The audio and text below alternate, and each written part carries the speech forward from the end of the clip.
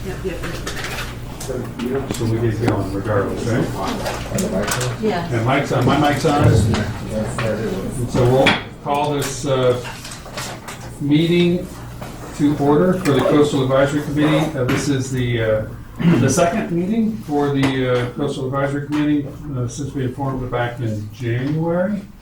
So welcome. Our next item in the agenda is the Pledge of Allegiance. So stand and we shall start. I pledge allegiance to the flag of the United States of America and to the republic for which it stands, one nation, under God, indivisible, with liberty and justice for all. Okay, and we shall now do a roll call. Committee member Ambrose. Here? Committee member Delegowski. Present. And John Dow is not present. Matthew Smith is not present. Vice Chair Aaron Washington. Here. And I am here, Brian Jacobs. So we have a quorum, so we can begin. I guess one thing we should note is that we did have a resignation on the committee, so we're one committee member down. We're a total of 6 now, and from what I understand is that there'll be applications being accepted in May again for committees, and then there'll be a selection, and if there is a 7th applicant that's accepted, that person would join the committee, I think, in June or July. Is that correct? Does that sound accurate? Yes. Thank you. Yes, I got a yes over here. Okay, so the committee is now 6, and so with regard to quorum, well, we'll talk about that later. So I'd like to make a motion before we go to the rest of the agenda, and that is to move item 7A under items for committee members. It's basically 7A is consideration of the establishment of subcommittees and appointment of members. I think that was some unfinished business from our last meeting. I'd like to move that to yes, and I'd also like to recognize Matt, who has arrived. Thank you. So Sorry. no. Present. Thank you very much. So yes, I'd like to move 7A to item 4 after 4B, which would then make it 4C. So is any, I'd like to get a motion to do that. Second. I've got a new second, so do I make the motion, or does somebody else have to make the motion? You can make a motion. Okay, I'm sorry. You can make a motion. I made the motion, Aaron seconded it. All in favor? Aye. All opposed? Okay, so we are now moving 7A to agenda item 4C. Okay, so let's see, the next thing is going to be the approval of minutes. We have our minutes from January the 18th, which was our initial meeting on the 18th, and then there was 2 follow-up joint committee meetings, which really revolved around training for ethics, I think was on the 22nd, and for harassment was on February the 12th. I only have one change on February 12th, which I already told her, just to put my name under coastal advisor, because she had me under human affairs. Okay. Otherwise, I agree. Good. I'd like to get a motion to accept the meeting minutes with that adjustment. What page is that? That's on page 1 of 2. That's this one. This one right here? Which date are you talking Yeah, about? see, Yeah. my name's there, it should be under coastal advisor. Which, Yeah, okay, so Schmidt, yeah. Right, Yeah, that's I was it. just- It's just yeah, a typo. which report was that? Understand. This one right here. I was just making sure my name was there too. That was the February 12th. Right. Yep. Item C. Have we motion, may I make a motion to accept the January 18th minutes as is? Yes, Is there a second? I second that.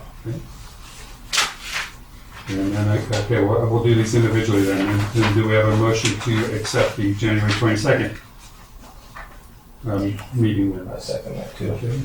And we have a second from Aaron. And then for the meeting minutes for February the 12th, do we have a motion to accept? Yes, with that one change. That was just done, yes. Okay, the one change. Okay. All in favor, say aye. Aye. Aye. All opposed? Any- Okay. Any opposed? Okay. Thank you. All right, and so with that, we're on to agenda item 2 with special presentations from staff. So, All right, thank you, Chair Jacobs. My name is Adam Atamian. I'm the Community Development Director. And first I'd like to say thank you for allowing me time to present to you today. We are very excited to have this committee back up and running. And it's great to see all of you here today. I wanted to go over a few things to facilitate the important work that we anticipate the Coastal Advisory Committee doing. We have assigned some, reorganized how staff support is provided to the committee. So I will introduce a few new staff, key staff people that will be assisting you, starting with Miley Stivers. She's sitting right in front of you. She will be handling the administrative support, putting together the agendas, facilitating with publishing notices, upkeep of the website, things of that nature. So feel free to reach out to her for any technical issues, meeting notices if you're going to be absent, things of that nature. To help facilitate the meeting and to sit in and answer any administrative, questions that relate to the running of the meeting. Zach Ream is a senior planner in the planning division, and he will help run the meetings, answer any procedural questions that may come up. Also, his background before coming to the city of San Clemente was working for the California Coastal Commission for about 11 years, so he's a good resource for some of those types of questions as well. And then we also have two, I'll say, more subject matter experts, technical staff that will be assisting from time to time as needed. One you are familiar with is Leslie Meyerhoff. She is our coastal administrator. And the other sitting behind me is Nikki Beach. Environmental Programs Analyst. Environmental Programs Analyst. Both of them will be doing some presentations today on some of the city's current activities related to some of the projects that the committee will be reviewing as part of its work plan. I'm also happy to announce that at the last council meeting, some committee liaisons were selected, and for the Coastal Advisory Committee, Mayor Pro Tem Mark Enmeyer and Council Member Steve Noblock have been selected to be your liaisons. They have been invited to the meetings, and they can join in a listening capacity. But the way I anticipate this going is that before the meetings, they would probably meet with the chair and the vice chair to talk about the agenda and just help facilitate an understanding of kind of what the committee is looking to work on, the updates to where their projects are. And that's just to ensure that the committee's work maintains consistency with the council's desire as far as the role of this advisory body. And so on that topic, this is, I mentioned the important work that the Coastal Advisory Committee is doing. The committees are advisory bodies to the City Council, and staff is here to support that effort. We want to make sure that the council is provided in as timely fashion as possible substantial work plan projects that the council can consider and make actions on. And so we want to help facilitate that to our best ability, and that with the council liaisons will involve some coordination with them. We do want to be careful of Brown Act implications. The work of the committee is to develop recommendations for the council's consideration. So the council as a whole and even individually should be weighing in on what the work of the committee is. There's some direction that can be provided as far as what the council's intentions were as far as directing the committee's work. But really, the work of the committee is to develop those recommendations. They will be deliberated by the council in the future setting. And so we want to make sure that the committee feels well supported and has all the available resources necessary to carry out the work plan projects. So I will be joining from time to time as necessary, but you are in incredibly good hands. And so feel free to reach out to me if you have any questions along the way, but we're very excited about the work that you're undertaking, and we're here to support you. Thank you. Thank you very much. I have a question, please. Mr. Tamian? I have a question, please. So Turn the we- mic on. Let's turn it on to me. No, turn green. There it is, thank you. That was a technical move there. Anyway, do all of these people report to you if we have questions to them, or shall we contact them singly? So I think most of the communications would come to Miley as far as, I'll say your just general operational questions about the committee. If you have technical questions, let's start with reaching out to Miley about those technical questions, and she and I will work together on helping you get answers to those technical questions.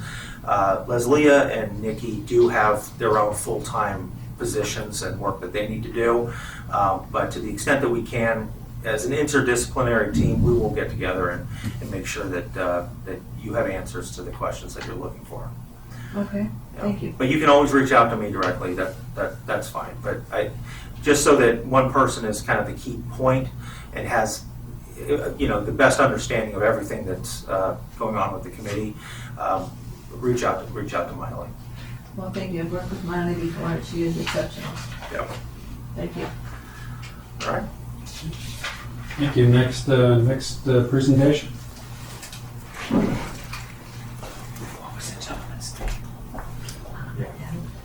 Okay, well, good afternoon, committee members. Is this mic okay? Is it on? I can still hear you, On? but I don't know about everybody. I don't know if the mic is on, but we can hear you. We can hear you. Okay, great. Presentation, okay. Thank you for having me here today to talk about the Clean Ocean Program and water quality at our beaches, especially Poche Beach. I did want to kind of start with the Clean Ocean Program so you have an understanding of the framework in which we're operating when we're dealing with water quality issues. The Clean Ocean Program objectives prioritize, above all, human health. We want to minimize illnesses when our visitors and residents are recreating. We want to support the economic benefits that come with clean beaches, such as increased property values, increased tourism, and also the opportunity for things like surf contests and other events to occur in our beach and our beach town, and also, we want to be a destination for those events, and that of course also brings in revenue. We also need to comply with many increasingly stringent regulatory permits, in particular our MS4, which stands for Separate Storm Sewer permit that allows us to discharge stormwater into the Pacific Ocean. And we want to be able to also maintain a stormwater system that actually functions as it's designed, which is really to get just stormwater off to the beach and nothing else. And we also have the objective of just generally coordinating with other Orange County cities and regulatory agencies to find additional solutions to water quality and to coastal issues. Next slide, please. So like most programs in the city, we do require funding. So we actually have our own Clean Ocean Fund that historically has been funded through a property-based fee. And that fee was authorized back in 2002 to take effect in 2003. It was reauthorized again in, I believe actually in 2006 and then again in 2013. But it unfortunately lapsed and expired in 2020, right after the pandemic started. So we've been kind of in a holding pattern trying to figure out how to really revisit that funding source and how we can better support water quality issues here at the City of San Clemente, along with the issues that we're seeing right now with sand replenishment. So right now we're in the middle of doing a preliminary rate study just to see what that property-based tax fee would look like, and reducing costs down to kind of the minimal requirements that we need to have a robust water quality program here at the city. We're also looking at other funding opportunities, and that includes cost shares with the county. Also grant opportunities. There's a lot of environmental money out there, especially through Measure M2, which is administered through OCTA for transportation related impacts.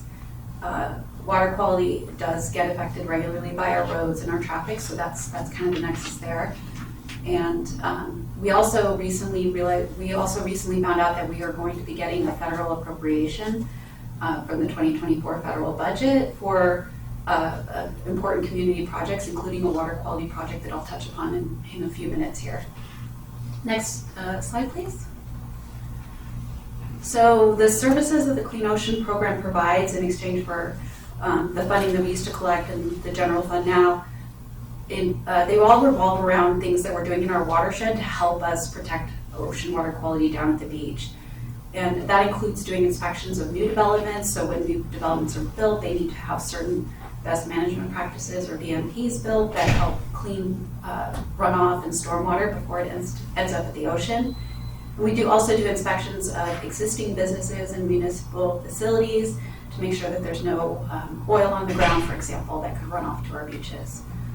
We also have an illicit discharge and enforcement and education program, and that is largely administered right now by our code enforcement team. And they're doing a great job with it, picking up the technical knowledge to really implement this. And we also do regular education and enforcement at schools, one-on-one in the community. And we also support capital improvement projects that help support our storm drain system so that it functions as designed, as I mentioned earlier. And we also have the structural water quality improvement projects. And so that includes things like our vortex separator units, which are down near the beach, and they kind of collect oil and trash before it discharges to the ocean. And also the existing Clean Beach project over at Pochi, which uses UV light to disinfect the water and kill off bacteria. And all of these projects, of course, take a lot of maintenance as well, so that's something to keep in mind. Nikki, Yeah. can I ask a question? Like, we can ask questions as we go through this, right? Yeah, I don't mind. So with the Clean Ocean program, have weighed in on the Sea Summit, that stormwater kind of pond retention thing. Would that be something that was under your purview? It wasn't under my purview. It was a developer project, so it was kind of to offset the development's potential water quality impacts. The city is looking to take that over, but there's some kind of Okay, so it's community owned. Yeah, it's Okay. still currently owned. I think it's partially owned by the HOA and partially by the commercial development, but I'm not 100% sure. Okay, but Mhm. but y'all have weighed in on kind of the plans for that development, right? And kind of how that stormwater was. Yeah, so every time I'm just trying to we get a develop, picture of like a real project in my mind outside of Pochi. well, yeah, so that's an example of a new development project that requires what we call a water quality management plan. Oh yeah. So that can be a pretty extensive plan, or it could be a pretty simple plan depending on the complexity of the project. And that's all required by our regulatory permits and also our municipal code. And we have consultants that help us review those projects and make sure that they're installed properly, and then of course maintained and operated correctly over the years, because that's an ongoing commitment that the developer has. May I ask another question, please? Yeah, sure. I just read today that just yesterday, it was declared a yellow light, so exceeding his bacteria count down in the area that he is referring to. The bacteria count at what location? What was the name of that? Oh, it's Sea Summit? The North Beach Sea Summit wastewater, Right, the lost shaping area where all that discharge comes out, right? so it was declared above their bacteria count as of yesterday. Down at North Beach at the outfall, or in the storm drain? I'm not really sure. I didn't really have time to grab the whole essence of who was on first with that, but I just Because sat the catchments should be kind of somewhat poisonous, right? Like that's what they're meant to do. They're Well, meant to there's filter out that water. yeah, those are constructed wetlands that are poisonous. allowing. They're either constructed wetlands. And I'm not super up to speed yet at this point in terms of the design of the Sea Summit project, but I know that there's a wetland retention basin that's allowing that first flush to really settle out, and so that a lot of that turbidity and like sediment and some of the heavy metals and such will be either they'll either sink to the bottom or they'll be remediated by the plant materials. So then what eventually is discharged once the storms calm down will be a lot cleaner. And then actually there's a diversion over to our wastewater reclamation plant too, to treat low flows. So there's it's kind of a two-pronged It seemed like a really design. great example of Yeah. like innovative kind of market, like, nature-based solution to treating wastewater. Yeah, and I'm personally a big fan of nature-based solutions for treating wastewater, but you know, when you're in the built environment, sometimes you don't have a lot of options. So a lot of the proprietary technology out there right now, like constructed wetlands and modular wetlands, they're not super natural looking, but they're effective still, which is kind of cool that we're replicating nature in the built environment by, you know, condensing those functions into small spaces. So when you have this space, it's nice to have the beauty of a mostly natural wetland system to help treat the water. And you know, that's a good segue into my comment here too about some of the low flow diversions that we have across town. We have 4 of them. And what they do is they collect dry weather runoff and send it into our sewer system essentially for treatment at the water reclamation plant, and then it can be converted to recycled water for irrigation. So that's another great opportunity for us to continue to fund something that benefits the environment during, especially the warm weather months when we want to be out there and enjoying our beaches and not have any bacterial exceedances. By the way, I just wanted to give you the source of that information I gave you. It's from the Orange County water quality report. So you can just look it up on our website. Okay, thank you. I'll look into that. I'm not, is that from the County of Orange, stormwater sampling, or the It's a healthcare report that they agency? sent out where you put it on a map, or they put it on a map for you, and then they have green if they are meeting the bacteria levels, and yellow if they exceed, and red if they are totally off the mark and they shut down. Okay, so that's, I think that's the Sorry, OC Beach Info website. Yeah. You guys started. I didn't check it yesterday. I put this together like 2 days ago, so, You're a busy lady. yeah, thank you. All right, can I recommend that you can finish your presentation, and then if you have any other questions, because I know I do, I'll ask them at the end. Yeah, and you know, I apologize in advance because I did put this together hoping to give you an overview of the Clean Ocean program and also focus on water quality and then focus on POCHI, because I just want to make sure we're all on the same page. But I realize there's probably going to be a lot of specific questions, and I'll do my best to answer what I can and get back to you all later on the ones that I can't answer right away. Next slide, please. Okay, so moving into water quality monitoring programs, I talked a little bit about sediment, heavy metals, those kind of pollutants, oil and grease. But at the end of the day, when we're enjoying our beaches, the thing that causes illness is actually human pathogens. And disease-causing pathogens are hard to sample in ocean water, but indicator bacteria is a type of bacteria that can indicate if there is the likelihood that we have some pathogen presence in our water. And that's what we were talking about in terms of like sampling down the beach and that green, yellow, orange coding system. That's all based on indicator bacteria sampling. Our sampling is primarily done by the Orange County Health Care Agency, and they are required since 1999 under AB 411 to sample weekly from April 1st to October 31st at most of our beaches in San Clemente. And that data kind of informs the typical recreational season. Of course, we know a lot of surfers and other people in the city of San Clemente with the best climate in the world will be at the beach year-round. So the Unified Beach Water Quality Program was also kind of launched between SACWA, which is the South Orange County Wastewater Authority, and other NGOs and government agencies in the area to make sure we're sampling year-round and we have data year-round. And then through the County of Orange, we have the Water Quality Improvement Plan, which is triggered essentially by our MS4 permit and requires us to do a very detailed monitoring and assessment program through all of our storm channels as well as the beaches. And the focus of that program has very much been on detecting the signs of human waste and the associated pathogens. The same goes for the pure bacteria characterization study that was, sampling was completed a couple years ago, but we're still working on the final report. And that really focused on fecal indicator bacteria and sources of bacterial exceedances underneath the pier, and resulted in the pier netting project that we've seen to be largely successful. Next slide, please. So I just want to give a visual snapshot. I apologize I didn't actually prepare these graphs. These are from the Water Quality Improvement Plan 5-year integrated assessment, but they give a good visual of the number of sampling events compared to the actual exceedances of indicator bacteria standards that are set by the US EPA. And the bar graphs are the number of samples, and then there's a faint line that's either orange or yellow, and that's kind of creating a trend on in terms of the actual number of exceedances.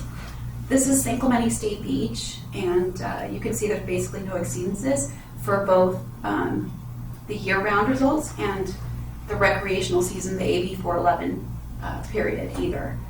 So State Beach, I think we've got some other problems perhaps, but the water quality is generally not one of them.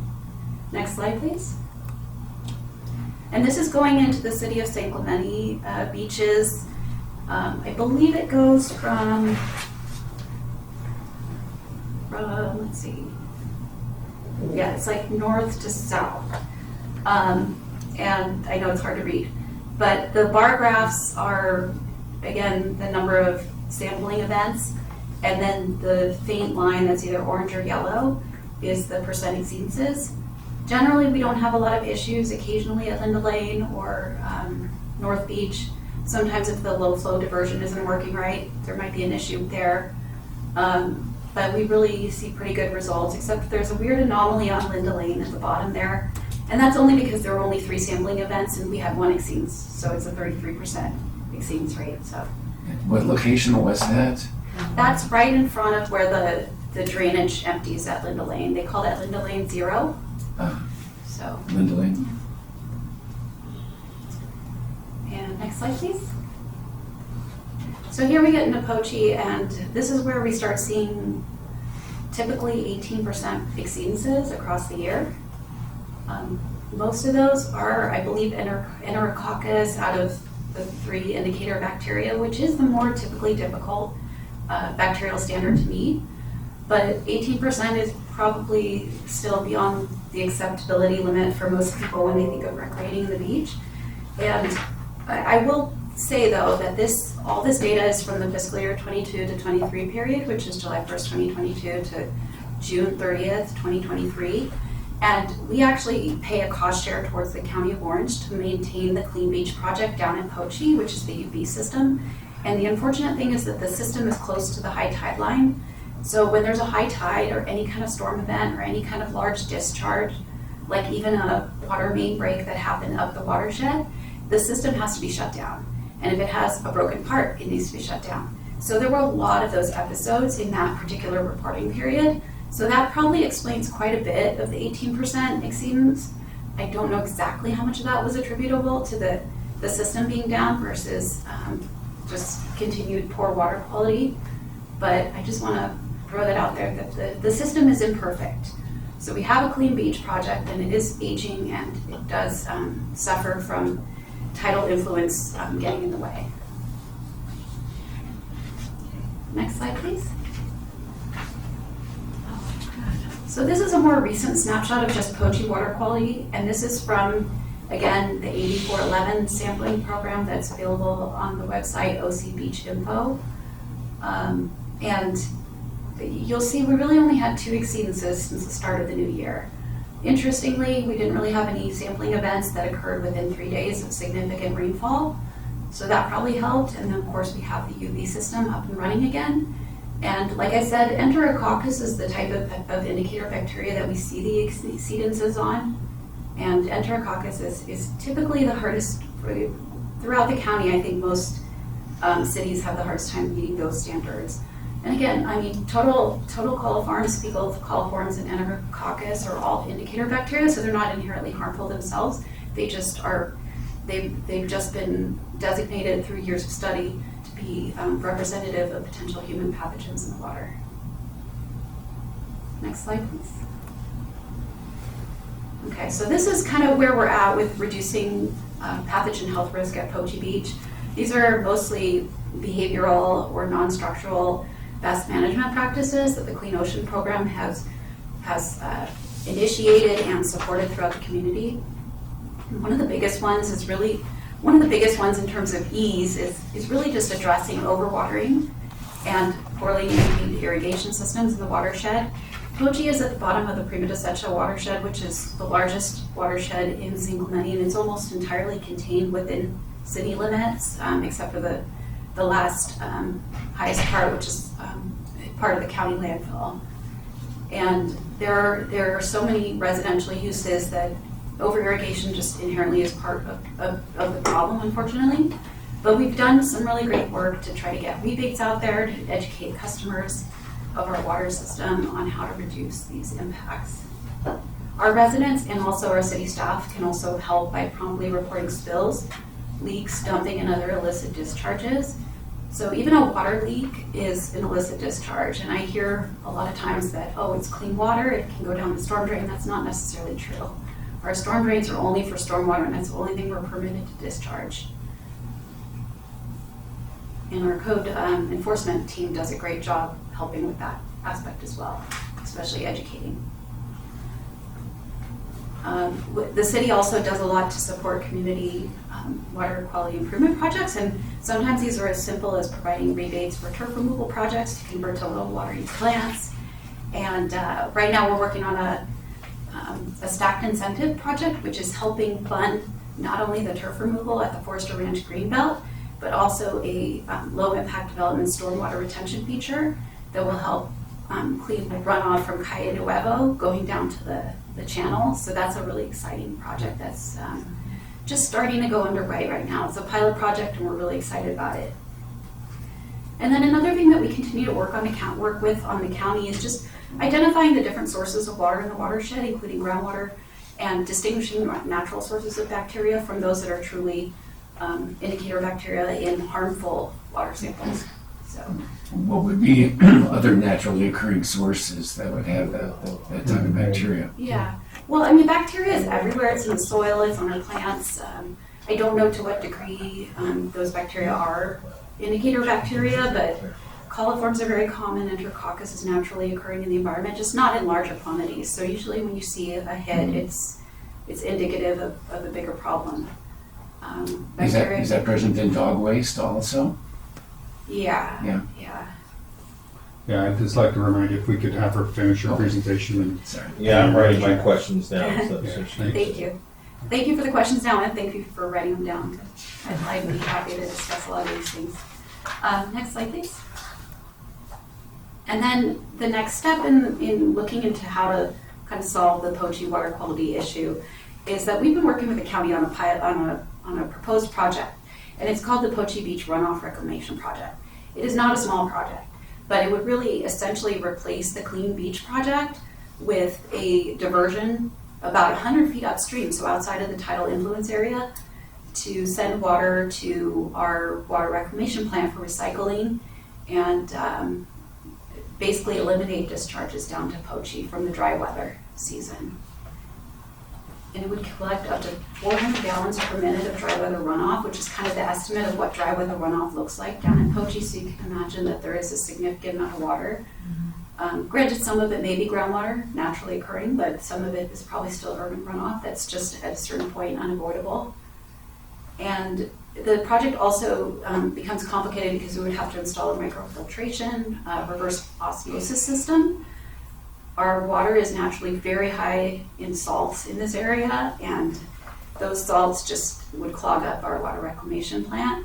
And we need to be able to also produce recycled water that is high quality so that it doesn't kill our plants essentially with too much salt. So that's kind of an on-site treatment component before the water would actually go to the plant and become purified to the point where it could be used for irrigation. And then of course there'd be a lot of brine left over on site, so that would be discharged into the outfall down in San Juan Creek into the ocean. All of this would require permitting and many other steps, of course. Next slide, please. So this is just a quick snapshot of the mock-up that we've been working off of. You can see that there's blue lines, those are the two storm drains. The one on the left is the Prima de Secha Cañada that comes down from where Calle Grande Vista is. And the one on the right is Cascadita storm drain, which parallels Cascadita near the DMV. And the Short Cliffs Golf Course, the Short Cliffs, Beach Club parking lot and the DMV parking lot are in that vicinity. So the hope is to maybe be able to utilize some kind of easement there to produce the microfiltration and reverse osmosis plant. And both channels would be diverted to that plant, and then the water would be returned to the nearby sewer line so that it could be routed to the water reclamation plant. And then there would be also a connection to the trunk line that goes from our plant down to the ocean outfall over near Doheny Beach. So that's where the brine would go. So there's kind of a couple different connections there. The benefit of this project is it is really close to a lot of existing infrastructure. So there's that connectivity benefit. And obviously it is, again, pushed back from the high tide line and less susceptible to operational issues due to storm events and high tides. And of course, potentially sea level rise as well. Next slide, please. So this is the sticker shock. Right now, the county is estimating about $7.2 million for construction and $900,000 annually. However, grants and local and federal funding will be available to offset these costs. We just found out that Congressman Levin obtained a $950,000, almost $1 million appropriation in this year's fiscal budget from the federal government to help support the project, which is really exciting. It was in the paper last week. The Supervisor Foley is really supportive of the project as well. And the county, of course, gets a benefit too because they contribute to the watershed, and they would be helping us fund the project and support the design and implementation of the project. And I already kind of touched upon the benefits, but we would be replacing the legacy costs of an aging Poche Clean Beach project. And there would be much more consistent water quality improvement at the beach. We would definitely improve our regulatory compliance because right now we're still not in compliance with our bacterial exceedance levels year round. And the regional board is really leaning towards an opportunity to comply with our permits by removing all discharge. So it sounds kind of unnatural when you think of how creeks were supposed to drain to the ocean, but because our creeks are no longer that natural, anything that we can do to divert that runoff to another system and purify it through a different permitting mechanism would actually help us get compliance with our MS4 permit more consistently. And the other benefit that's been really excited to the elected officials is the water supply benefit. So it could potentially add 500 acre feet of water per year to our local supply, helping us be more resilient because that 500 acre feet of recycled water could offset water that we are currently using potable water for irrigation. Granted, we need to expand our recycled water system and work in that direction as well, but I think that is the direction that we are going long term, so that's one of the benefits. Okay, and I think that's it. Next slide, please. Okay, I feel like I just dumped a whole bunch of stuff on you guys, and I appreciate your attention and your patience. And I just want to make a quick note too. I dropped off some brochures at the entrance to the meeting. They are from the county's outreach program called H2OC, and it's a really cool resource that we have. And they're just generic, general. You are the solution to runoff pollution brochures. So feel free to take one or two and share them with your neighbors. Great. Thank you very much, Nikki. That was very informative. A lot of questions, and I know we've all been writing down questions, and so I'd like to start down at the end, Matt, if you want to start with any questions you have left.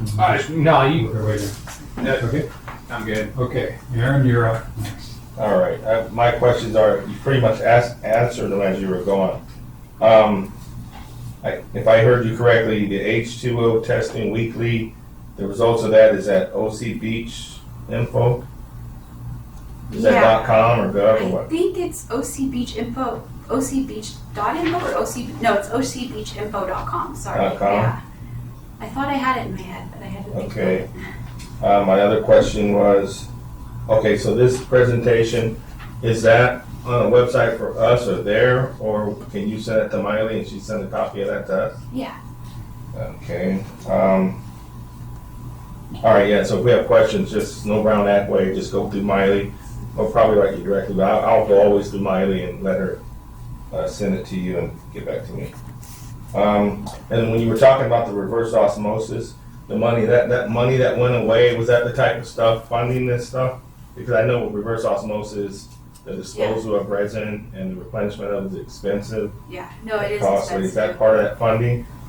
Yeah, so the Clean Ocean Fund used to support capital improvement projects too, for both storm drain improvements and actual water quality projects. And that 900K you were talking about is just for San Clemente, right? No, that would be the annual maintenance cost for the whole project, so that would be cost shared with the county. So with the county, so that 900K, it's not all available in San Clemente. Yeah, so like, for Okay, example, share. the existing Clean Ocean, the Clean Beach project with the UV light that is currently in place, the O&M for that project is 60% of it, I think, is paid by the county. Yeah, So my question, 60 is, I think it's somewhere around 50-50, but I think it's 60 county. 60 yeah, I was trying to get a feel for the portion of that money that would be I know. available And to you our know, beaches yeah. and what we're doing, or our water. So, okay, Yeah. that's fine. I just was trying to get a feel for that information Yeah. to see how happy I want to get. I Thank got you. it. Right, thanks. Okay.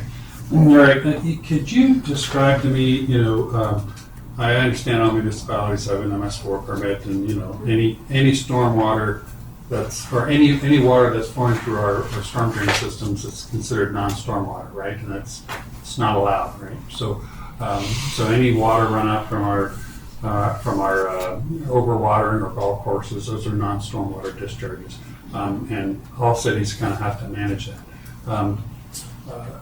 So that was just a clarification. So it's just something that all cities have to deal with. Now, when it comes to the ocean program and then the ocean fee that we had, the program still exists. We're just not assessing a fee any longer. So how does the program still exist, or is the program being funded by some other source? Yeah, that's correct. Vaguely, that's correct. The Clean Ocean program still exists, but it's really just the name for our stormwater compliance program. Okay, all right. It was branded as such because it was associated with the Clean Ocean fee, which was established as part of a special fund called the Clean Ocean Fund. Mhm. So that fee went into this special fund. So my program used to operate not out of the general fund. It operated just out of that fund that was specifically funded by that property assessment. Okay, that's good. So right now, it's kind of weird because we have like a Clean Ocean fund, but we need the general fund to support it, so we're transferring money in. Yeah, but then again, you say it's basically our MS4 program. Can I ask Right. a question on that? No, you're not allowed. Okay, go right ahead. So is that fund similar to, like I saw on the OC register, Andy Hall was talking about like a sand tax, right? Mhm. Is that the same type of kind of, that type of tax, it creates that fund, It was a right? it was a property tax. It was a property assessment, tax, Special yeah, assessment okay. for property. I just wanted owners, to right? clarify that from my understanding, that that's the same type of thing. It's a specific tax to do the clean water. Yes. Yeah. Okay. Yeah, and that's potentially being proposed for sand, but I don't know the Well, yeah, direction, so it's I wasn't one of expecting many that. That was options, right? just to our kind of committee, from my understanding. So I appreciate that. Thank you for letting me. And then the water quality programs that you discussed, there's a lot ongoing, which is great. And then, there's already a system at Poche Beach, but it sounds like it's, with any kind of treatment system, if it doesn't have a substantial run time, the effectiveness isn't going to be all that great. So I totally understand the data fluctuations that we're seeing there. So whose responsibility is it then to do all this monitoring? What are we responsible for, or what are we doing voluntarily versus what are we relying on the county for in terms of all the beach testing? I was a little confused on that. Yeah, I'm still a little confused on it too, to be honest, but the weekly testing at the beaches is done by the Orange County Healthcare Agency, their environmental health program. Okay. And I believe that it was kind of put onto the county as a healthcare issue. So we I don't find know. out from the county if we've got issues? Yes, generally yes. All right.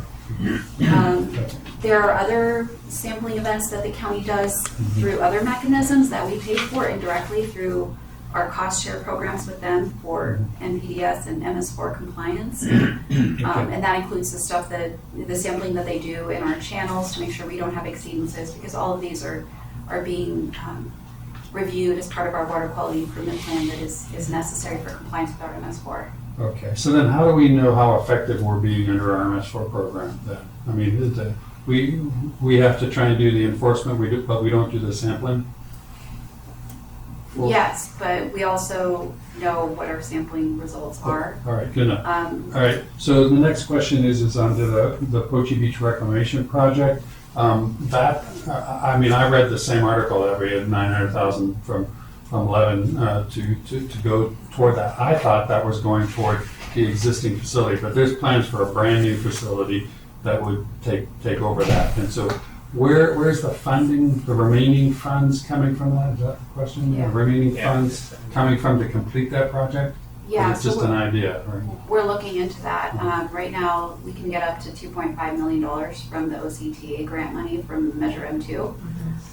We are working on that application right now, figuring out how to really support the transportation nexus for a dry weather project, because usually wet weather projects are a little more appealing. There's also an opportunity for the Department of Water Resources State Revolving Fund. I'm not super familiar with this fund, but we have consultants from the county advising us on that. And it could be either a long-term low-interest loan or even a loan with principal forgiveness. So those are other options to help us through this patch where we don't have a designated funding source for the program. And then, of course, we're also looking at trying to reauthorize some kind of clean ocean fee, whatever that looks like, whether it's specific to the fund or as a general funding source that can help make up for the $2.3 million a year that we don't receive So anymore. we're still looking for funding opportunities, Yeah. and it's still Yeah, a good idea. We've got some conceptual ideas, but we're years away before anything happens. So then what's the game plan then? Is just keep the existing system kind of running with Band-Aids, so to yeah. speak? No, and I think there were some significant maintenance efforts that were put in last fiscal year that kind of gave it a little a new lease on life. So it's not failing by any means. I know a lot of the appeal with the new project, especially in the elected officials again, is the water supply component. As water, And then who maintains the operations of that system? Is it us or is it the county? the current system is Okay. maintained by the county through their contractor, which is South Coast Water District. So if you ever see South Coast Water District out there, there's actually not really any South Coast Water District owned infrastructure, but they are contracted by the county, and then we pay a bill to the county to support that effort. Yeah. I've used my time, so, John, you're up. Yeah, given the high bacterial counts, it looks like the source of the pollution is, wastewater of some sort. So that, I wonder if you've ever done any studies to identify the actual source, like maybe sample the water progressively upstream to see if there's a big change in TDS, something total dissolved solids that you could do right in the field, or take samples and analyze them and try and get it down, because it could be either if it's a significant flow that's year round, that kind of surprises me. That figure of 400 GPM, that's not really constant flow, is it? Because I've been there, and I would think it guess it's wavers. maybe like 10 gallons per minute. Is it really flowing that fast all the time?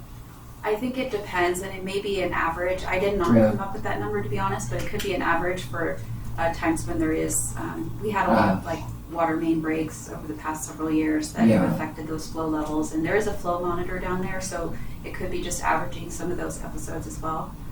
But it is a significant amount of water, and I think it is because there is a lot of groundwater, but unfortunately groundwater still picks up pollutants in the watershed Yeah. because it's not a natural water course anymore.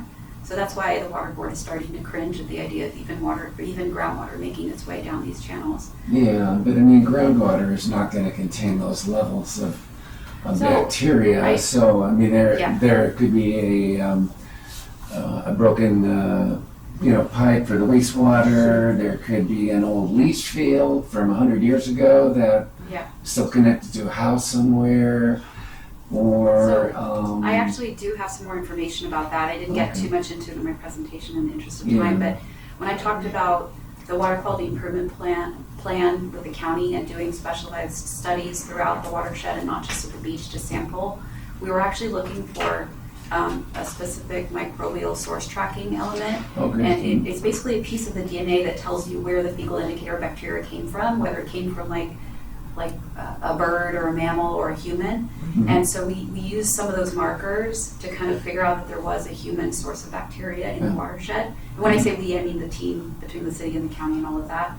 And the human marker is tricky though, because it's also present in recycled water, because tertiary treated wastewater still has that signal in it. Even though it's dead, it still comes up in the water testing results. So the next step is also to look at pharmaceuticals in the water.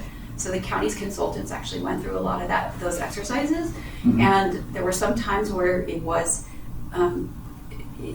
the more obvious answer was that there might be a wastewater source. Yeah. And so we looked at areas where the storm channel and the wastewater collection system Mhm. were close to each other, and worked on pinpointing any kind of small maintenance issues within the wastewater system. So as you imagine, like our system is many decades old, our wastewater collection system, our sewage system, and there are all kinds of small fissures that don't really matter in the grand scheme of things because it's not under pressure like a water line. So Right. as long as the sewage is flowing down the direction it's supposed Yeah. to go, a small fissure that is not at the bottom of the pipe, it's actually at the top, like the risk of that causing any kind of issue is negligible until that damage increases or it becomes more significant.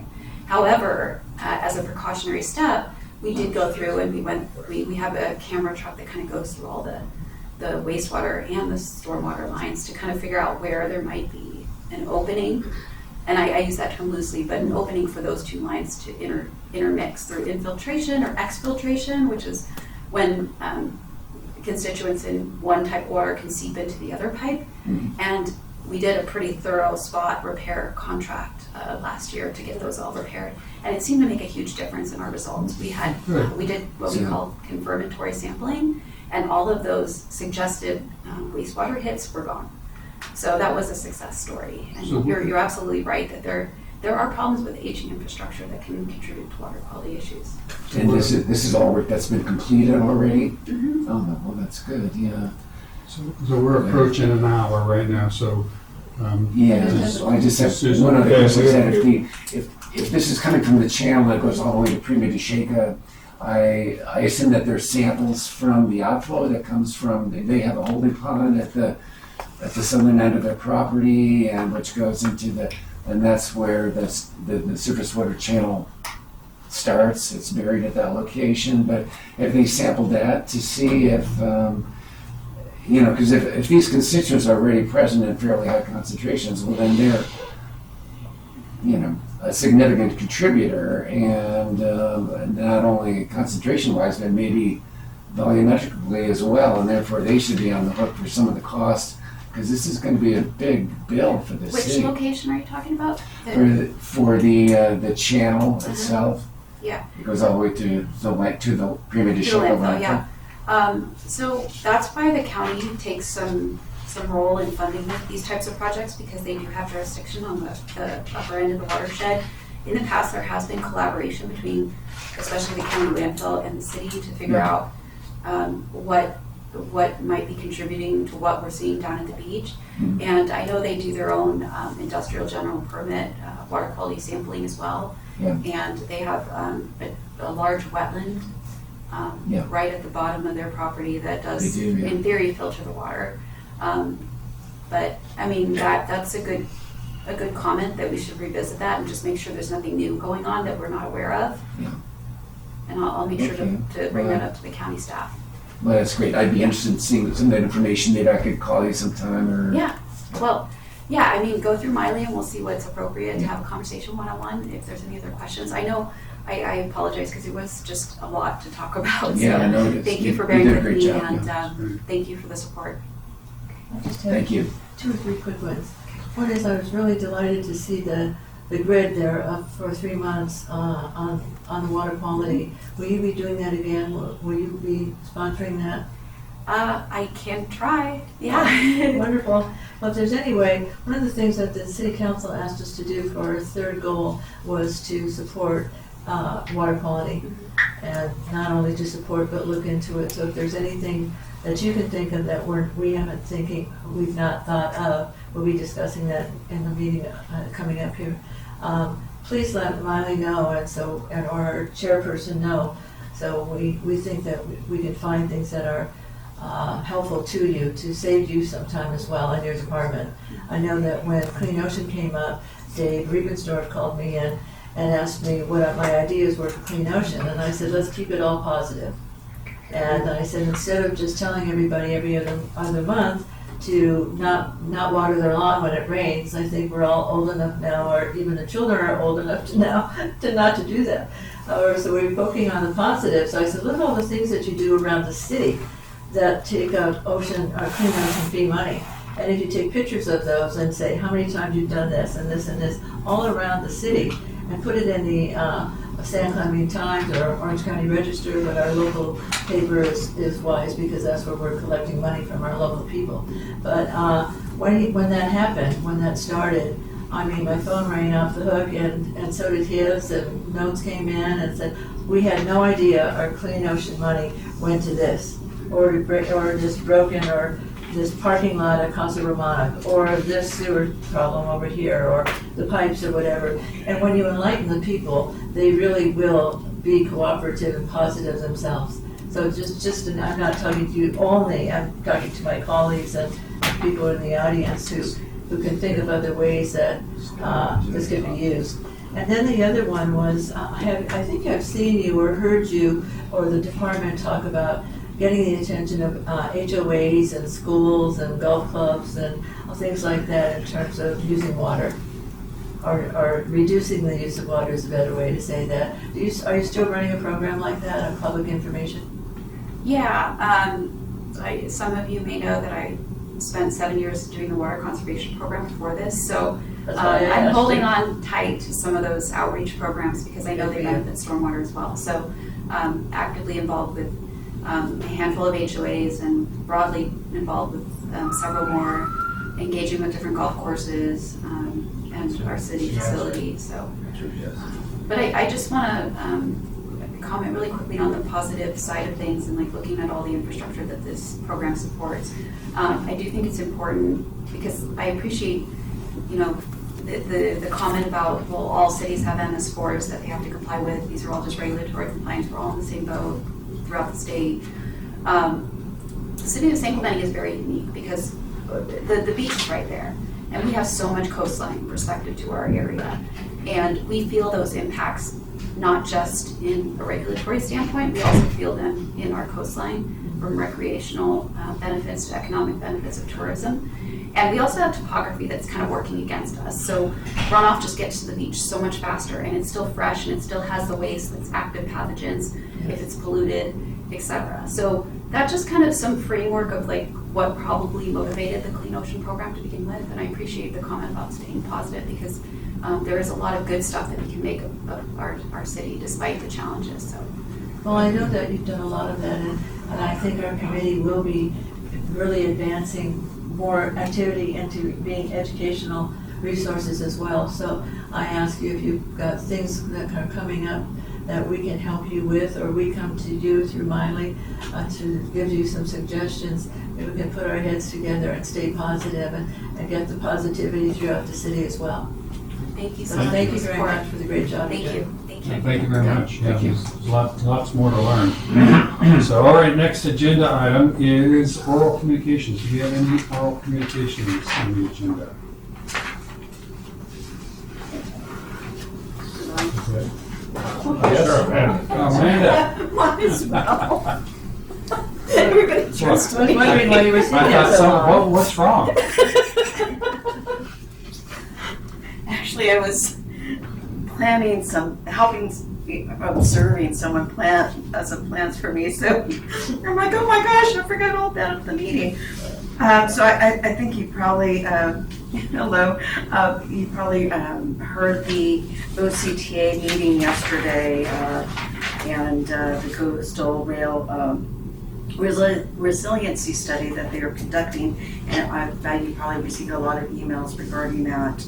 And they're conducting this study, and their conceptual plans are available at www.octa.net/CRRS. And I'm glad members of the public were there, and I guess the next meeting will be April 3rd, where they're going to be including residential groups consisting of homeowners and but also, I guess the next meeting after that would be April 11th, which is open for the general public, which will be a virtual meeting, and May 10th for elected officials roundtable for federal, state, regional, and local elected officials. Offices will be there, and then May 30th, the general public in-person meeting. So just putting that out there. And I know it was really a great shock to everybody that this was these were conceptual plans, and articles came out saying that this is going to happen right now. But a lot of people spoke in opposition of a revetment, going a half-mile wall on our beaches, and there was a big, huge concern regarding that.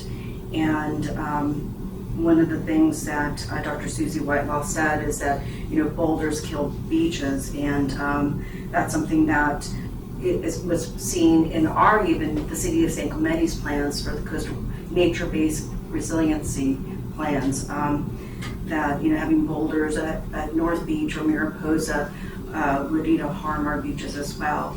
So I'm just coming here that hopefully that you'll be listening to these meetings. And all this information is on the OCTA webpage, and just to be very, be informed about what's happening in our community, because it affects, the key takeaway from yesterday was that we need sand replenishment, and that's something that's pretty evident, and we all know that, but, I just want to make sure that that's our goal, and that will continue in your thoughts and what you're doing in your Coastal Advisory Committee. Thank you so much. I appreciate it. Thank you. May I make a comment? Can we do comments? I think I can do a question. Sure. Amanda, would you mind a question? Oh, yeah, absolutely. I'm sorry. Just because I couldn't write fast enough. Oh, yeah. Oh, sorry. Did you say that there would be the program that we saw yesterday, that the people here or anywhere can see visually the Right. presentation? Right. They recorded the meeting, and it says I think if you go, Christina Byrne is the department manager of public outreach, and her email is cbyrne@octa.net. And then the project website is www.octa.net/CRRS. Okay, thank you. Right, they gave me this little presentation, PowerPoint presentation that they had. So I just thought maybe people were working and didn't really know about that. Well, I just don't think there was enough notification for the public for that. But I'd like the people, for the record, to know that that you stood up and gave a rousing presentation, being a 50-year resident of San Clemente, about the history of our beaches, and showing, and they had some pictures also of how wide the beaches were in the past and how narrow they are now, if there are even a beach now. But you supplanted a lot of that information that they gave us with your story and what you were talking about. And I, as a resident, want to thank you. It was really, really well put. Oh, thank you so much, Susan. I really appreciate it. And I think a lot of people had a lot of great things to say. And You really did. I it's would encourage us fantastic. to really tune into that. It was really, really well well informed in terms of getting us informed, but there were Okay. Thank you, probably Amanda. less than 20 people. Thank We you. gotta move on. Yes, Hey, absolutely. for clarity, Mr. Chair, I want to say, we're not discussing any topics tonight. What we're gonna do is we're gonna move on to do the subcommittee assignments, but we're not gonna get into the details of that. We can probably vote to put that on the agenda for the next meeting, but I wanna make sure that we can get through all this before 6. So I just wanna add that piece. Are we allowed to run over that time, or what happens if, I thought our meetings were. You may not, say again? Yeah, I think. are we allowed to exceed the 6 PM estimated end? or what? Yeah, I think the You estimated can is. vote it in, but I need to leave at 6, so as long as you still have your quorum or whatever, yes. Yeah, I think, you know, we want to not exceed 3 hours. But if we can get it done quickly and efficiently by 6, that'd be great. I agree. All right, so moving on to unfinished business. Jake, do I need to refer to you on that one? But basically, we're going back to adopting the regular meeting dates that I think was originally brought up on our agenda in the very first meeting. And they're essentially every other month, or bi-monthly. And I think there was some discussion of the committee about wanting to move those up to monthly. I think with the understanding that we're going to be able to establish subcommittees, we're fine with having the current meeting or current calendar stay the way it is as bi-monthly with the dates and times previously published. So if there's any discussion, if there's no discussion on that, I would just say, you know, do we need to entertain a motion to adopt the Second that? regular meeting dates? Yeah, that were- second. I've been seconding everything, that's why. Yeah, second, let's adopt it. All right. Okay, Wait, thank you, do Matt. we have a full motion, please? He just said Yeah, that. do I have a motion to adopt the resolution establishing the regular meeting dates and time and locations that were originally presented to us in our first meeting? Yes. Yes, okay. And you seconded it. I second it. All right, all in favor, say aye. Aye. All opposed? Okay, any discussion? No, okay. All right, so then the next thing we have on our agenda is Coastal Advisory Committee 2024 Work Plan. Thought you moved it to this. No, it's C. The subcommittees will be the last item on that. Okay. So, was there some discussion from staff on the work plans, or? Yeah, at the pleasure of the chair, I'm Zach Ream. I'll just provide a bit of context on what's in your packet. So there was a staff-directed work plan or staff-recommended work plan that was taking direction from the council. There's also the council language verbatim in the agenda item 4B, where it says background. The council kind of gave an initial bit of guidance, and then staff took that and ran with it and made it a little more detailed. But additionally, as an attachment in your packet, you have Chair Jacobs went ahead and created also a work plan. At your discretion, you can combine the language from the two of those, or you can advise staff to just go with the staff work plan, or you could select your work plan. They're pretty similar, yours is the Yeah. most detailed. Yeah, and I would just say that I've looked at both of these work plans and what staff put together and what I put together, or what we put together here. So I'm generally in agreement with what staff has put together. Although I guess I would open it up for discussion. I'd like to make a motion to add to each one of the project names under the work plan to add the last bullet of each one of the work plan items that I put out, and that essentially is to identify and present additional and/or alternative beach sand acquisition sources for the city council consideration. That would be for the beach sand or the get sand work plan. Then for the second project named as beach sand retention, I would like to add to the staff's work plan to add the bullet, identify and present additional and/or alternative beach sand retention programs or studies for city council consideration. And then,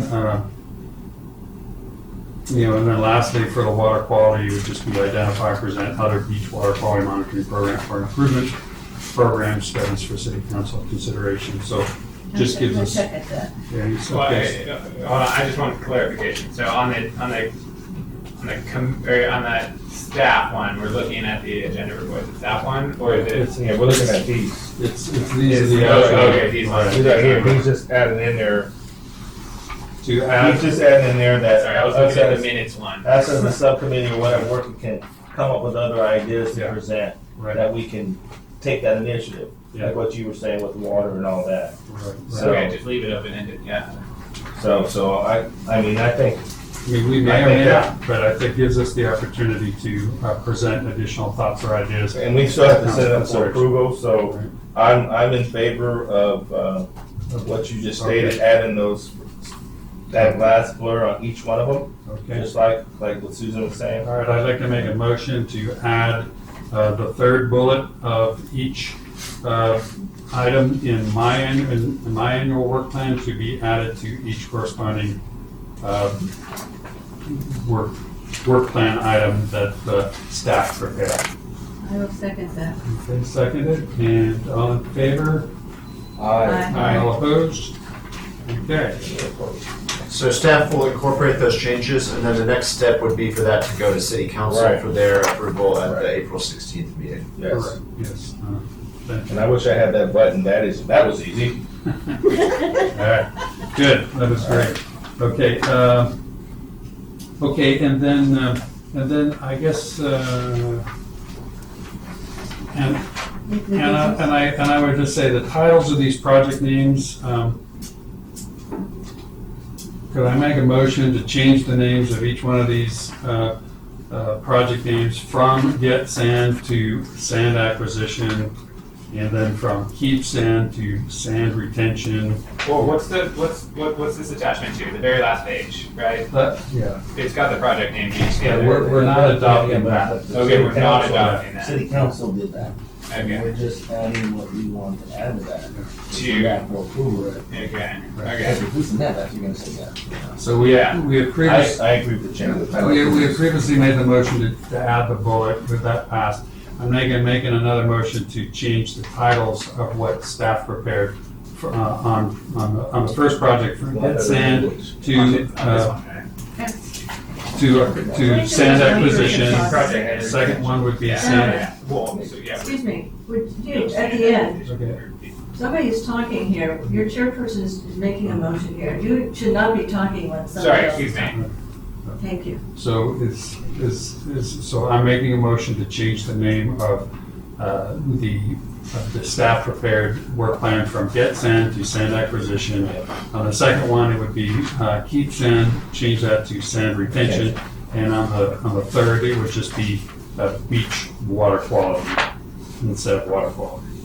So, Well, Chairman, I mean, beach water quality, the water quality is not just for the beach, right? Is that it? Does it cover more than just the beach? Because, the focus was on Poche Beach, but if we want to leave it at Just water leave it as quality. water quality. All right, so we'll change the first two. I'd like to make a motion to change the name of the first two work plan names from Get Sand to Sand Acquisition, and the second one from Keep Sand to Sand Retention. Do you like to have a motion for that? Anybody want to second that? I second the motion. Thank you, John. All in favor? Yeah. Aye. All right, all opposed? Okay, great. Okay, now, on to the second item of unfinished business. We just moved that to consideration of the establishment of subcommittees and appointment of members. So I think we're looking at a motion of setting up three subcommittees. Each subcommittee would basically represent each one of the three work plan items that we just approved. So we're looking at establishing a sand acquisition committee, a sand retention committee, and a water quality committee. Do I need to make a motion to accept that, or do we just go straight to adding staff to those three committees?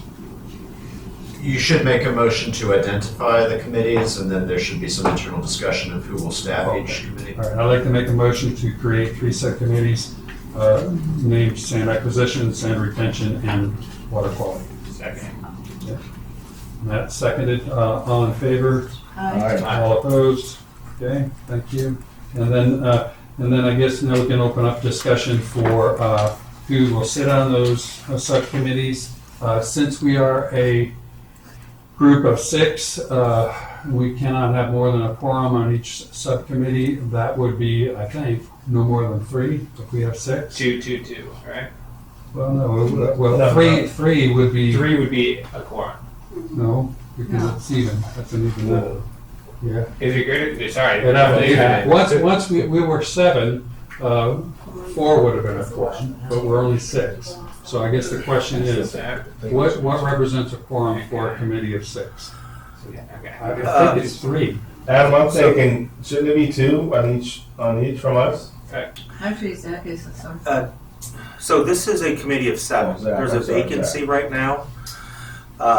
Nothing could be done, either approved or disapproved, without 4 votes. So that's a quorum. So 4 is a quorum. Yeah. So our subcommittees could hold 3 people without it being a quorum. Yes. Yeah, it wouldn't be around. So a maximum of 3 on each committee is Right. what we're looking at. So I think that at this point, we're looking at no more than 3 on each subcommittee. We could have less.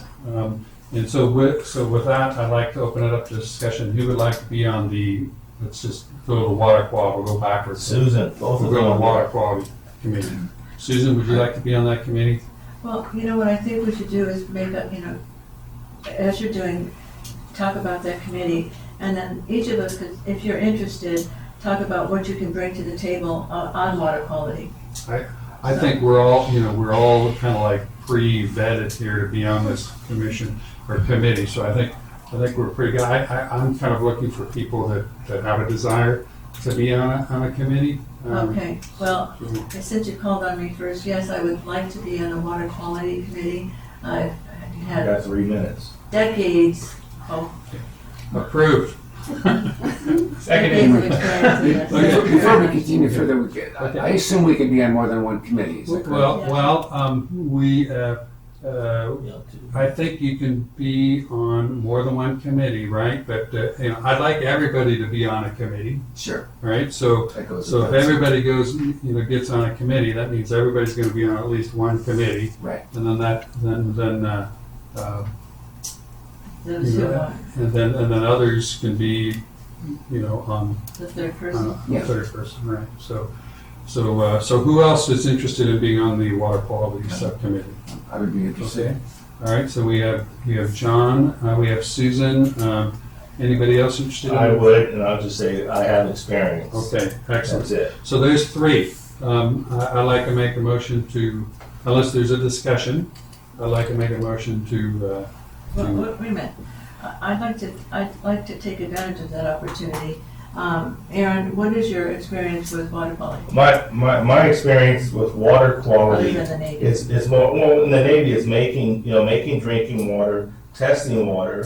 I mean, drinking water, boil water, feed water, chemistry, just understanding the language of all the testing and the chemical testing, understanding the language that's gonna be used. Answer done. Thank you. Thank you. Thank you very much. Now, do we need to make a motion, or do we just establish? Voting, or are we picking out these subcommittees before we do the motion to close it, or are we doing it one at a time? No, that's what I'm asking. That's Oh, no, I would just say, I mean, we got 3 names out there that So said we they have wanna to be close on that one it. out. we have 3 on that. Right. So Close that out. Close that one out. So. We got we'll do it Susan. at the end.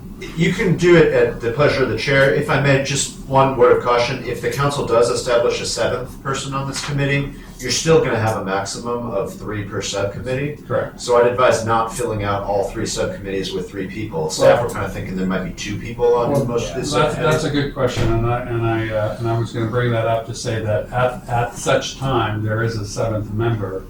Would we reshuffle the committee, or just leave vacancies? You can if you want. The other option would be to just have 2 people on some of the subcommittees, and then the new member automatically has a place. So we have the option. Right. So Yeah. question. So we've obviously filled the water quality, right? So now when we're getting this other member, we can say that the focus is on the other 2, right? There's options on that, so you can look for an expert in that type of filling of the seat, right? Is that Yeah. is that That what is we're looking at? absolutely correct. Okay, then that makes sense. Or we can shuffle people around if we so choose. Okay, it's not non-binding, right? Right. Okay. Okay, so then the next one, we'll just work backward for sand retention. I'd be interested in being on the sand retention subcommittee.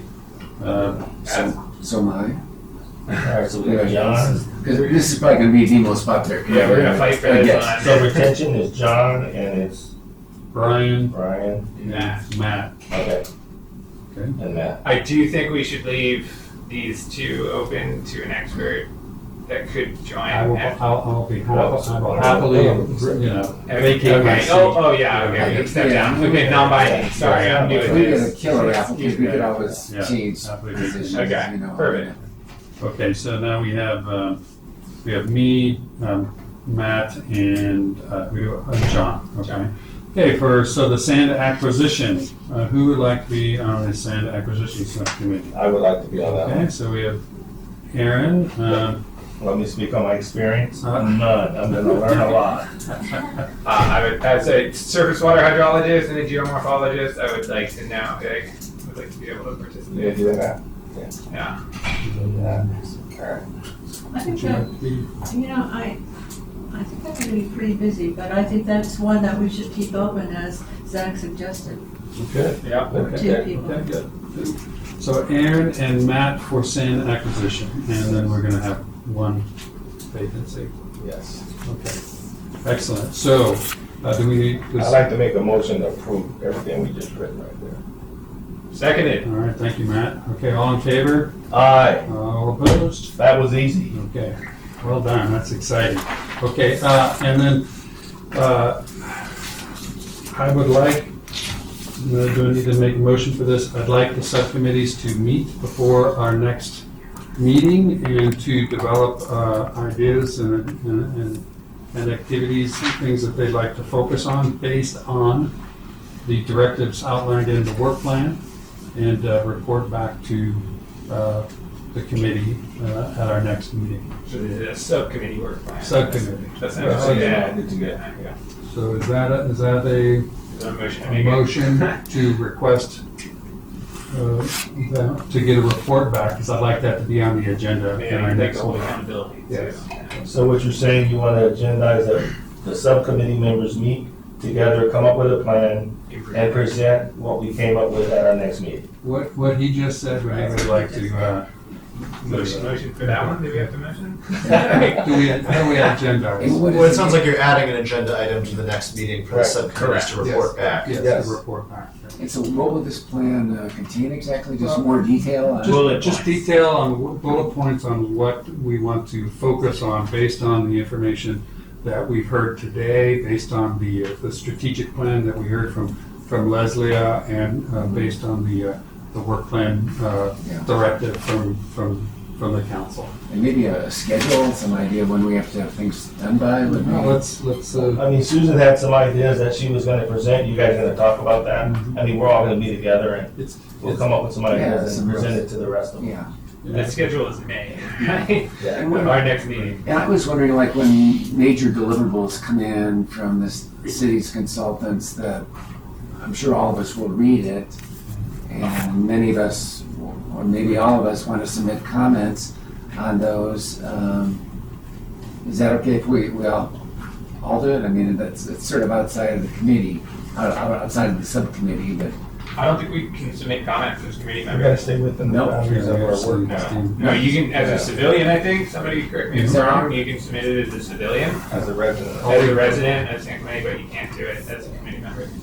what we can do is Really? provide I recommendations. don't know, again, I'm new at this. why is that? Susan's got a question. I guess I kind of assume that would be one of the benefits of our role to the city, is that if we have background on a particular area, that we can provide that background to the city You to can't speak for the assist city. them. No. We can't represent the city, but we can provide comments. Yeah, well, Give I a mean, presentation. it's a technical opinion. I mean, we're not making Adam, decisions. Yes, so- Did you have a Committee comment? member Schmidt is correct. As independent members of the public, you can make comments on studies that are open for public inspection, that are submitted to the city.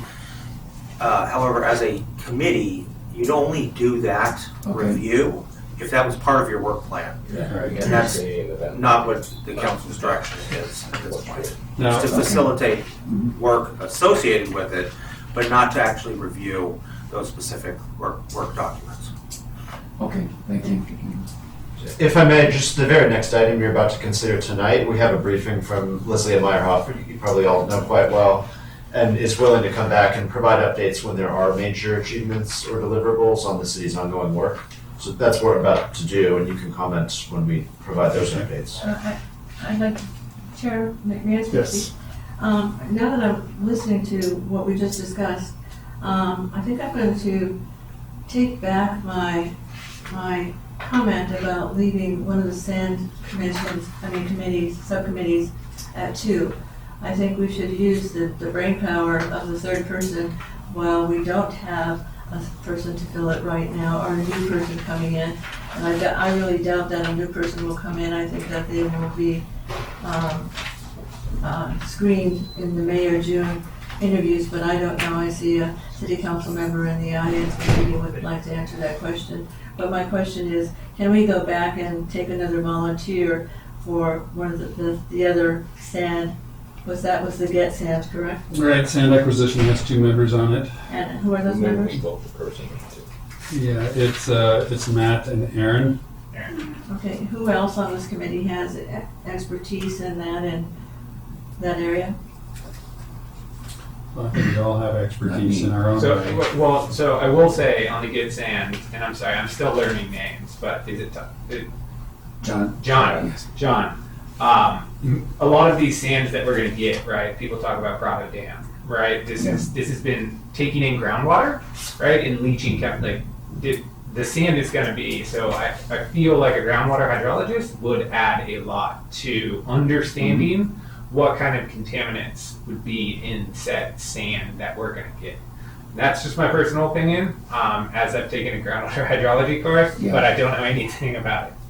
So we have 2 Well- people that are saying that they don't know as much as some of the other people. I'm just saying, adding for our committee and for our city, shouldn't we have the people that are most experienced in those fields be on these subcommittees? And Susan, who is that? Is that you? Because if I would step It is- down, you it can is do it. not. It is not me. So when we get that person, then we'll add them.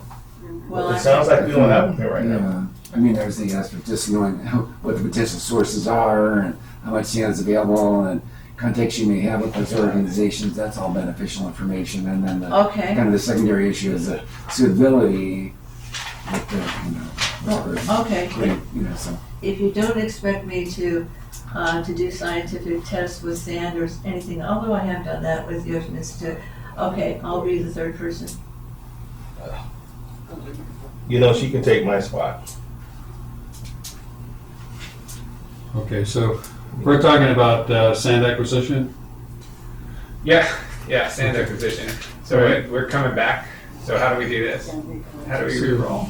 Make a motion to. So, yeah, so you need to make a motion, Susan, to change what we've already approved. Well, I make a motion that we change the decision on sand acquisition for this amount of people who represent the subcommittee.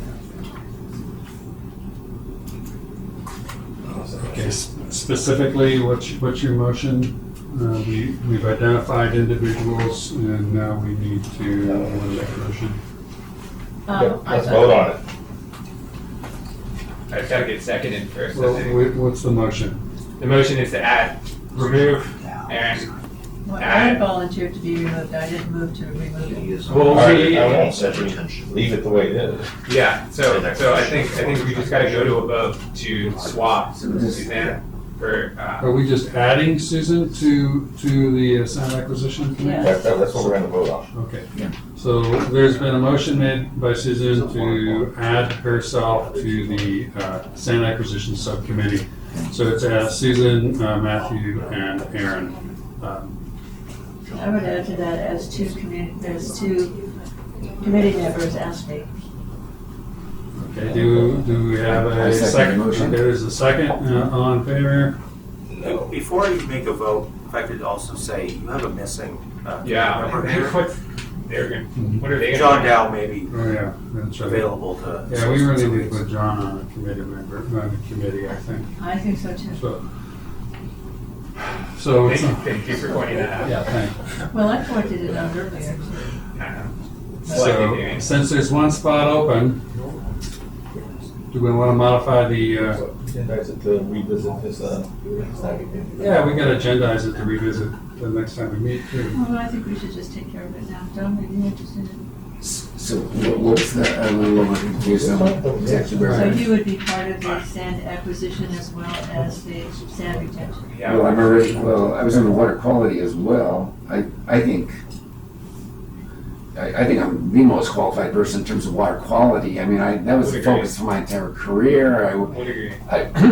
I worked for the U.S. Geological Survey for 2 years full-time doing water quality. I've written water quality plans for municipalities. So there's a cities. motion on the floor to add Susan to the sand acquisition subcommittee. All in favor, say aye. Aye. All opposed, say no. No. No. Okay, so three against you. So I think we're gonna leave it the way it is. Yeah. And I think that's good. we can reconsider it another time. So, thank you very much. Okay, so now new business, no new business. Item 6, no new business. Okay, items from the staff, I think that's Leslie. Postal items update. Welcome. And very exciting presentation that she made last Tuesday. Thank you. Thank you. I think that was it earlier this week? I think it was this week. Was it Tuesday? It's just a blur. It seems like a week ago. Well, good evening, committee members. It's my pleasure to be here with you tonight to present some information on the city's Sand Compatibility and Opportunistic Use Program, or SCOOP program. We received direction from the City Council in February to begin developing a SCOOP program, so we are underway on those efforts. And what I'll highlight today is kind of what is a SCOOP, where are we in the process, and then I'd be happy to take any questions. So SCOOP, next slide, thank you. SCOOP is an acronym for Sand Compatibility and Opportunistic Use Program. It is one of the coastal resiliency strategies that we planners think is a good one to have in the toolbox because it complements planned projects like the Army Corps or other projects like a sand egg project, and it enables you to have all of the environmental compliance and permitting tasks completed up front so that when opportunistically available sediment, such as Prado Dam sediment, such as Santa Ana River sediment, when that becomes available, the city will basically be able to then just acquire it either by truck or rail and bring it to the city in permitted areas that have already gone through all the environmental clearances. So it's really, it's a streamlining program, if you will. It's not necessarily a project. So again, just to distinguish it, it is about opportunistically available sediment. So we might hear of a development project, let's say inland in the city where they're excavating for a basement or underground parking facility, and they're gonna have, say, 50,000 cubic yards of material. So when they're going through their discretionary permit process with the city, we would look at the geotechnical survey, look at the borings, we would vet the material to make sure it's beach compatible. There's a whole protocol for that. It's called a sampling and analysis plan, and SAP goes through regulatory approval with EPA down to Regional Water Quality Control Board, and they basically would have to concur that the material is beach compatible. So we would not be relying on an offshore borrow site like we did with Oceanside or like we're going to be doing with Surfside Sunset. We're really looking at other, mostly upland sources of material. Next slide, please. So I think most of you know that the city did previously have a SCOOP program in place from 2006 to 2016.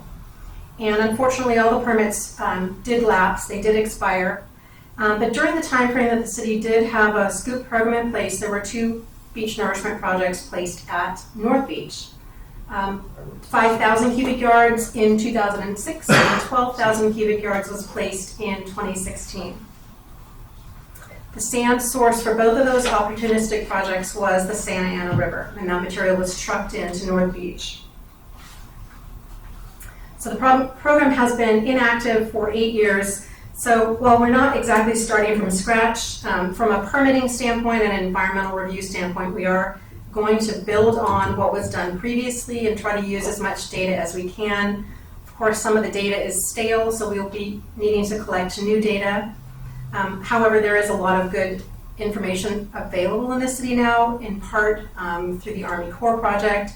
We did a lot of pre-construction monitoring. We'll do post-construction monitoring, so we'll have good baseline for sediment characteristics, for water quality, biological resources, other constraints that we need to work around. Next slide, please. So the previous scoop sites were at North Beach, Lind Lane, and T Street North and T Street South. We would, with this program, look to optimize the placement areas, so utilizing those earlier sites, but then also looking for opportunities to expand the program. And in my vision, we would encompass the entire city. So we'll see where we end up with that. But that's kind of the direction we're proceeding in right now, is we're going to look at all beaches in the city as potential receiver sites for opportunistically available material. Next slide, please. So we have requested proposals from GHD, from Coastal Frontiers, and from Moffitt and Nichol. And those are the three firms that are most experienced with developing scoop programs for other jurisdictions in Southern California, all the way from Imperial Beach to Santa Barbara.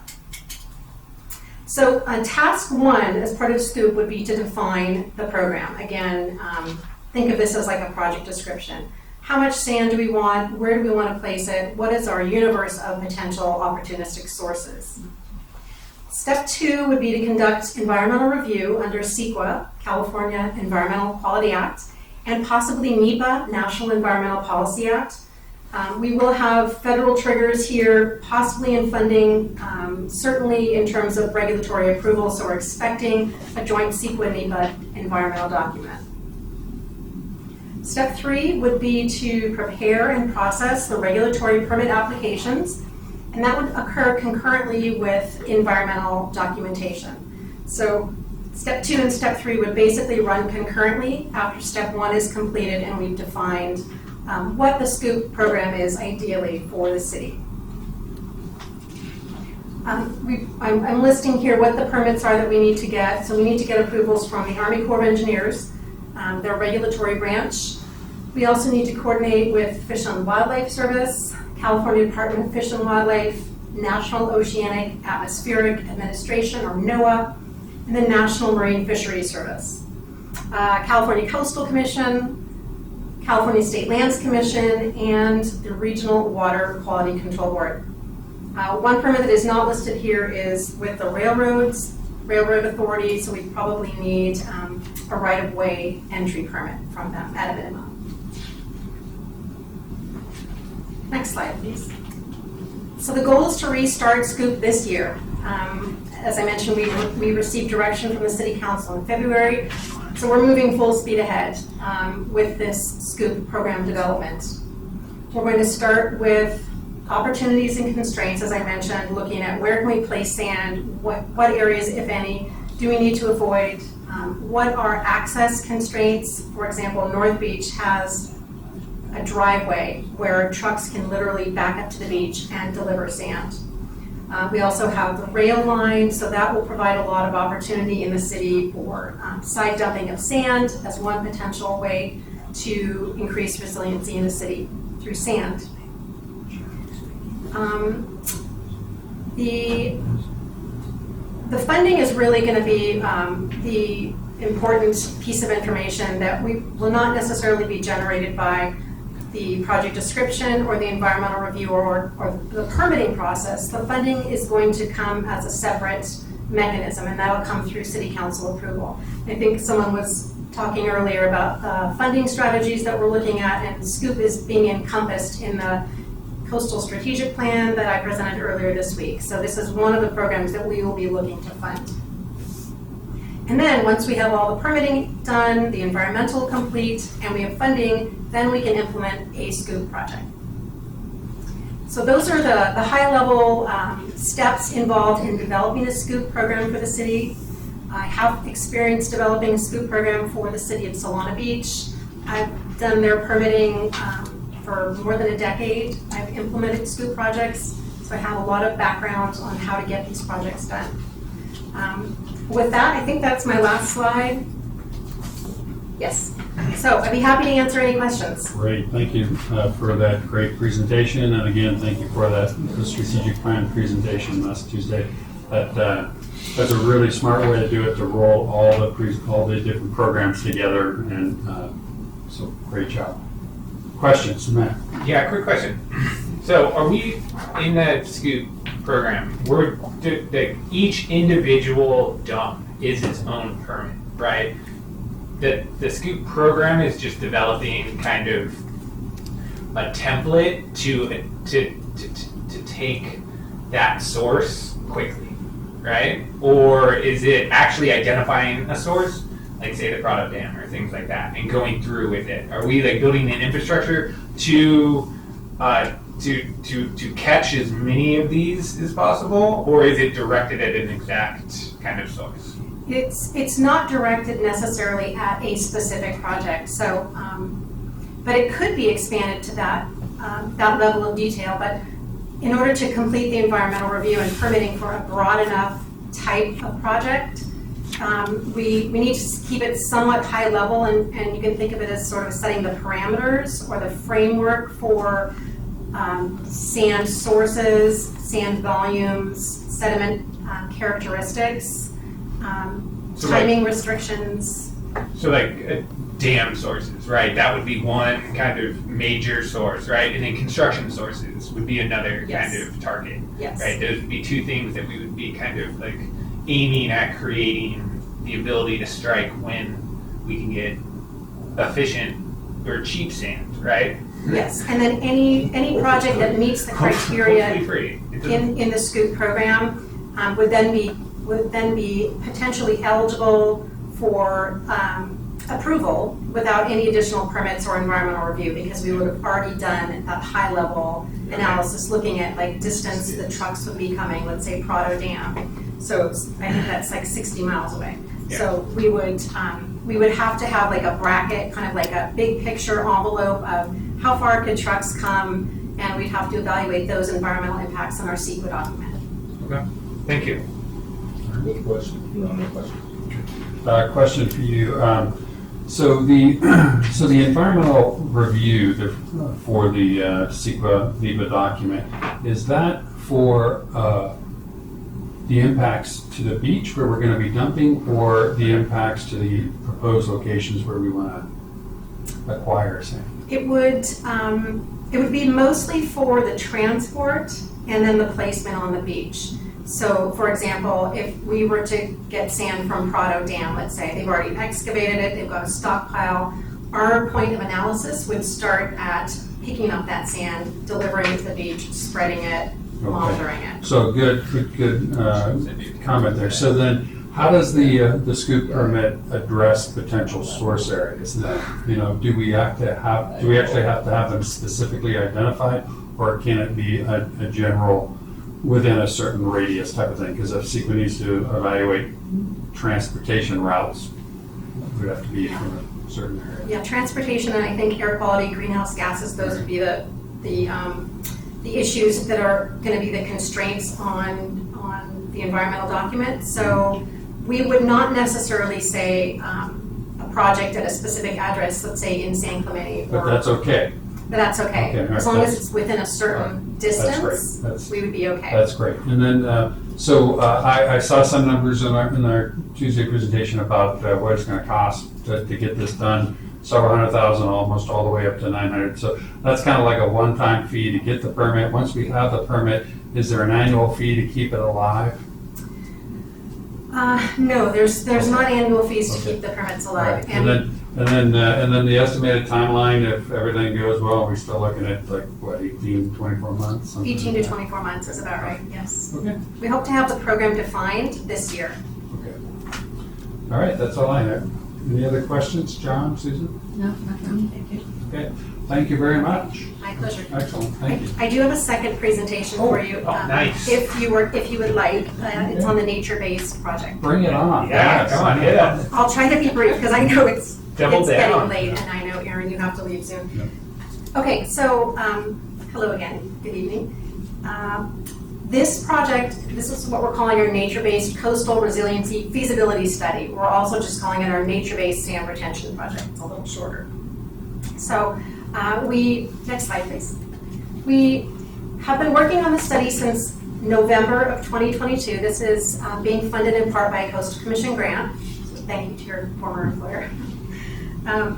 The goal here is to retain the sand. So I know that's mission number 2 for this committee. And it's an important mission because sand is, while not an unlimited resource, sand is expensive to acquire. So we want to look for ways to keep the sand in place for as long as possible. We want to optimize the money we're spending on sand placement.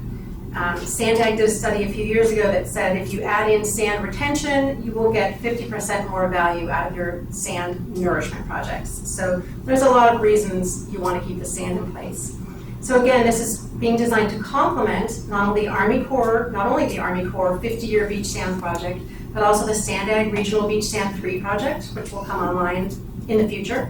Also SCOOP projects, which I just spoke about. And then also, we're starting to hear now about a South Orange County regional collaborative, which would be aimed at beach nourishment. So sand retention would be an important component for any of these projects as a complementary strategy. We would be designing all of these ideas with the concept that we're providing co-benefits. So not only shoreline protection benefits, which is benefit number 1 we're seeking, but also to enhance recreation, and this would be both recreational users on the beach and in the water, like surfers, and protecting surfing resources.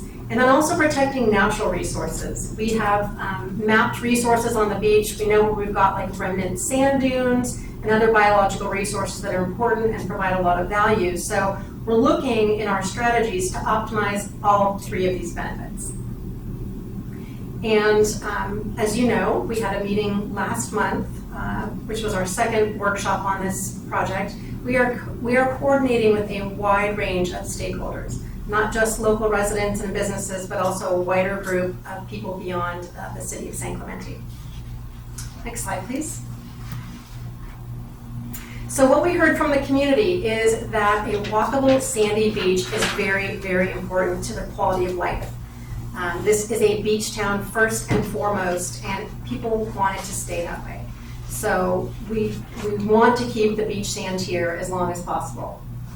The beach supports long-term community vitality, economic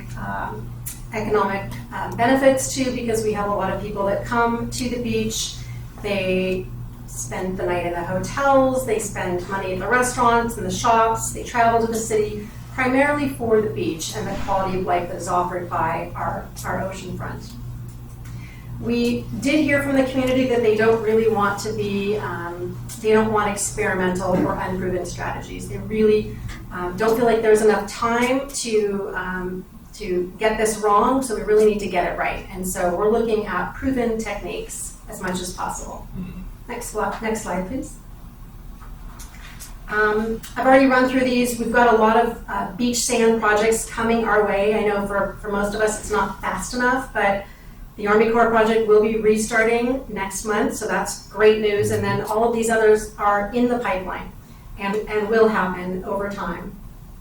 The last one here, I just want to highlight sand via rail delivery. We are in communications with OCTA. We are tracking their rail resiliency study. We are asking for them to bring sand if they bring rock, to bring sand first, or at least together.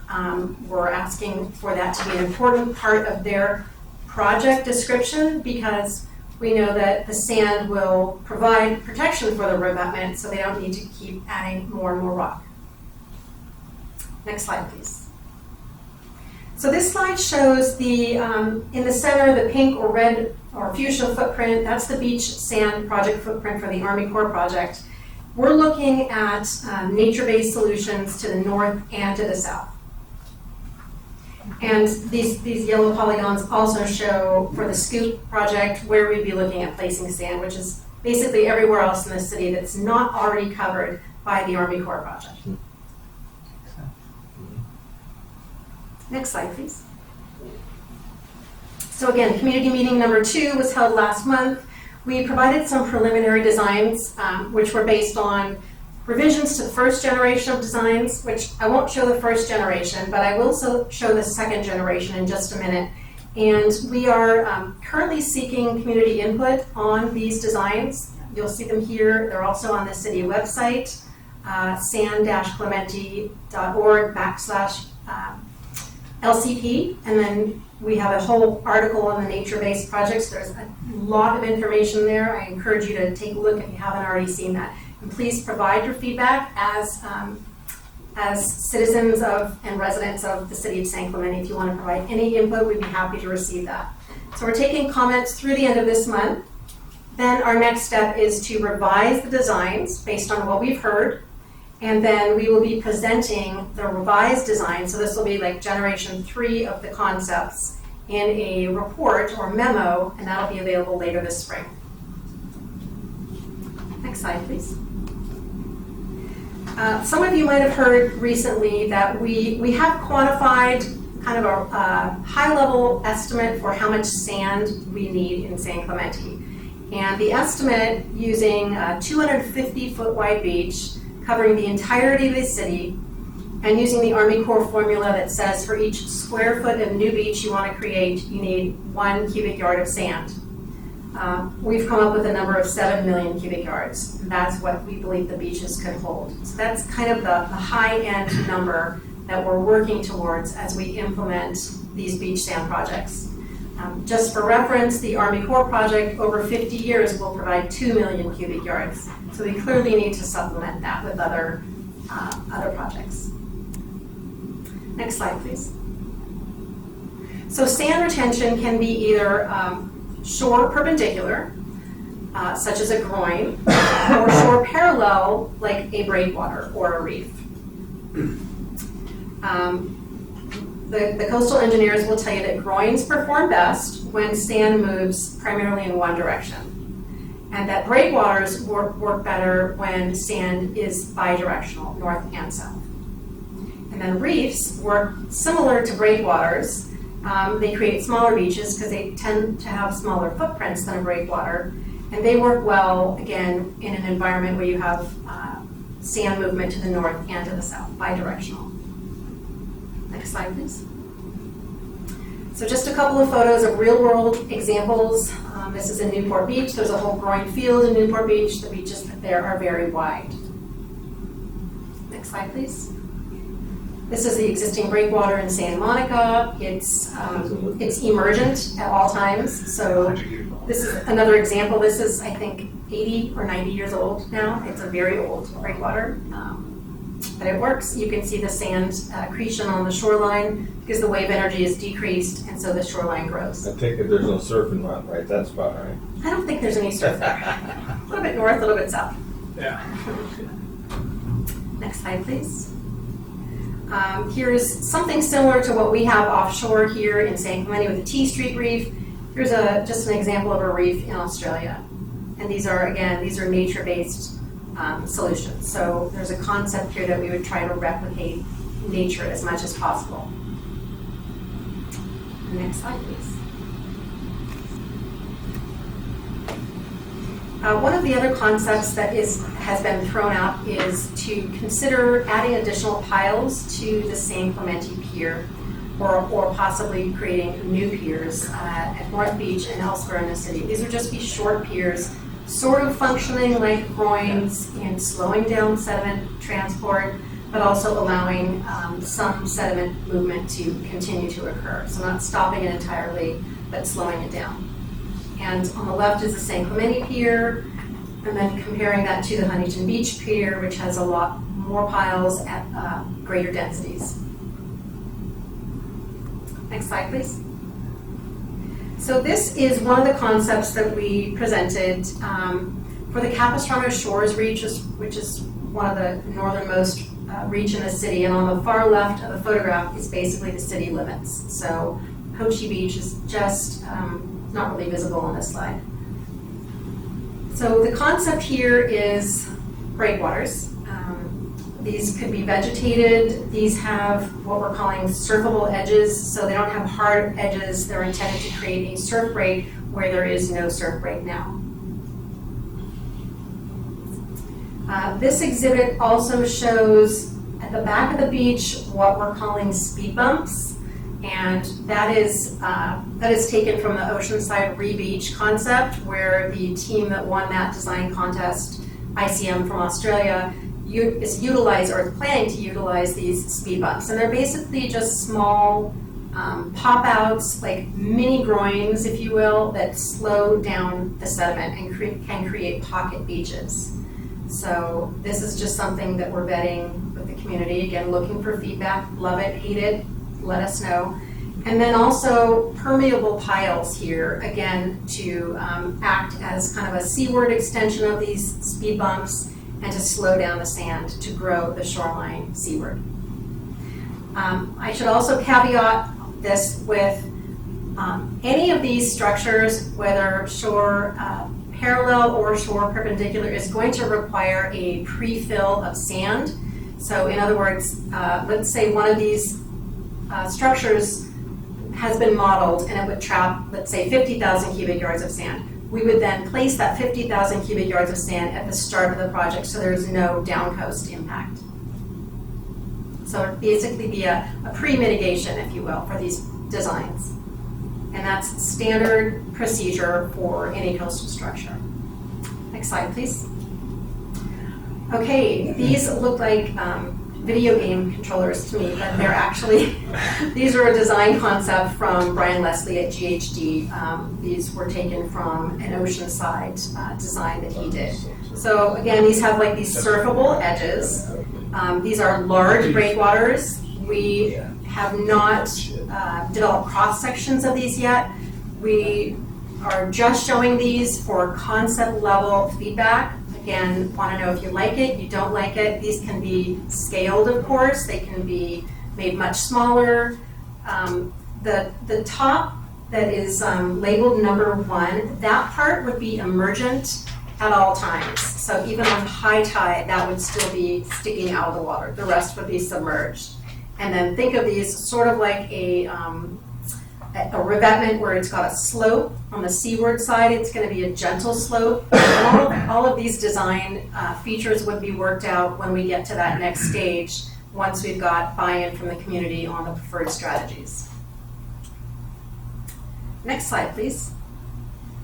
Same concept here. This is at North Beach. Again, this is a super important beach for the community. And we are very interested in looking at solutions here because we're really having a lot of critical public infrastructure at that beach being undermined by the waves. So we need to add sand and we need to keep the sand there. So this is just one of the proposals. Again, this has the permeable groins, permeable piles, and then also the speed bumps in addition to the offshore reef or breakwater. Next slide, please. So in the center of the city, this is somewhat more stable area of the city, so we're not proposing anything too large, really nothing offshore with the exception of additional piles at the base of the pier to widen the beach. And then also in the back of the beach, we're looking at living shoreline concepts. And we might have some pilot projects here where there is a wider beach already, so we're looking at things like sand fencing, installation of shims, and some pretty passive techniques to naturally grow the beach, accrete the sand, and reform the sand dunes. Next slide, please. 2 more of these offshore breakwaters shown here at Cypress Shore and just south of State Beach. And that is the last design slide, I believe, Miley. So as I mentioned, our next deliverable is going to be a draft design memo. And we would certainly be happy to bring that back to the committee and have a public meeting before you, and invite the community to review that document and provide comments. And then once we have that deliverable completed and we have comments from the community, we will then package the project into a draft design report and feasibility study. So this will have the designs preferred by the community flushed out in a more detailed way. We'll have cross sections, we'll have preliminary cost estimates, we'll have an understanding of what environmental review and technical studies might be needed to to advance these designs into the next stage.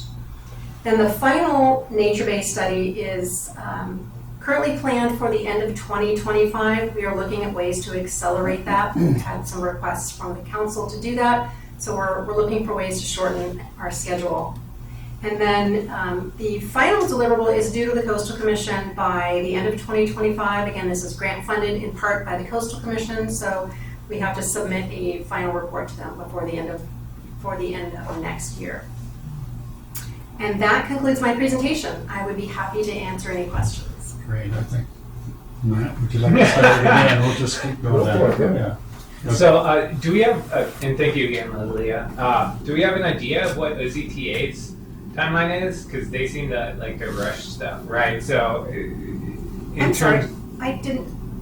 Sorry, do we have an idea of what the OCTA, like resiliency, like what their implementation timeline is when compared to our resiliency study, like what that overlap is? Yes, they're actually on the same exact schedule that we are. Okay, yeah, that makes sense. Thank you, that was it.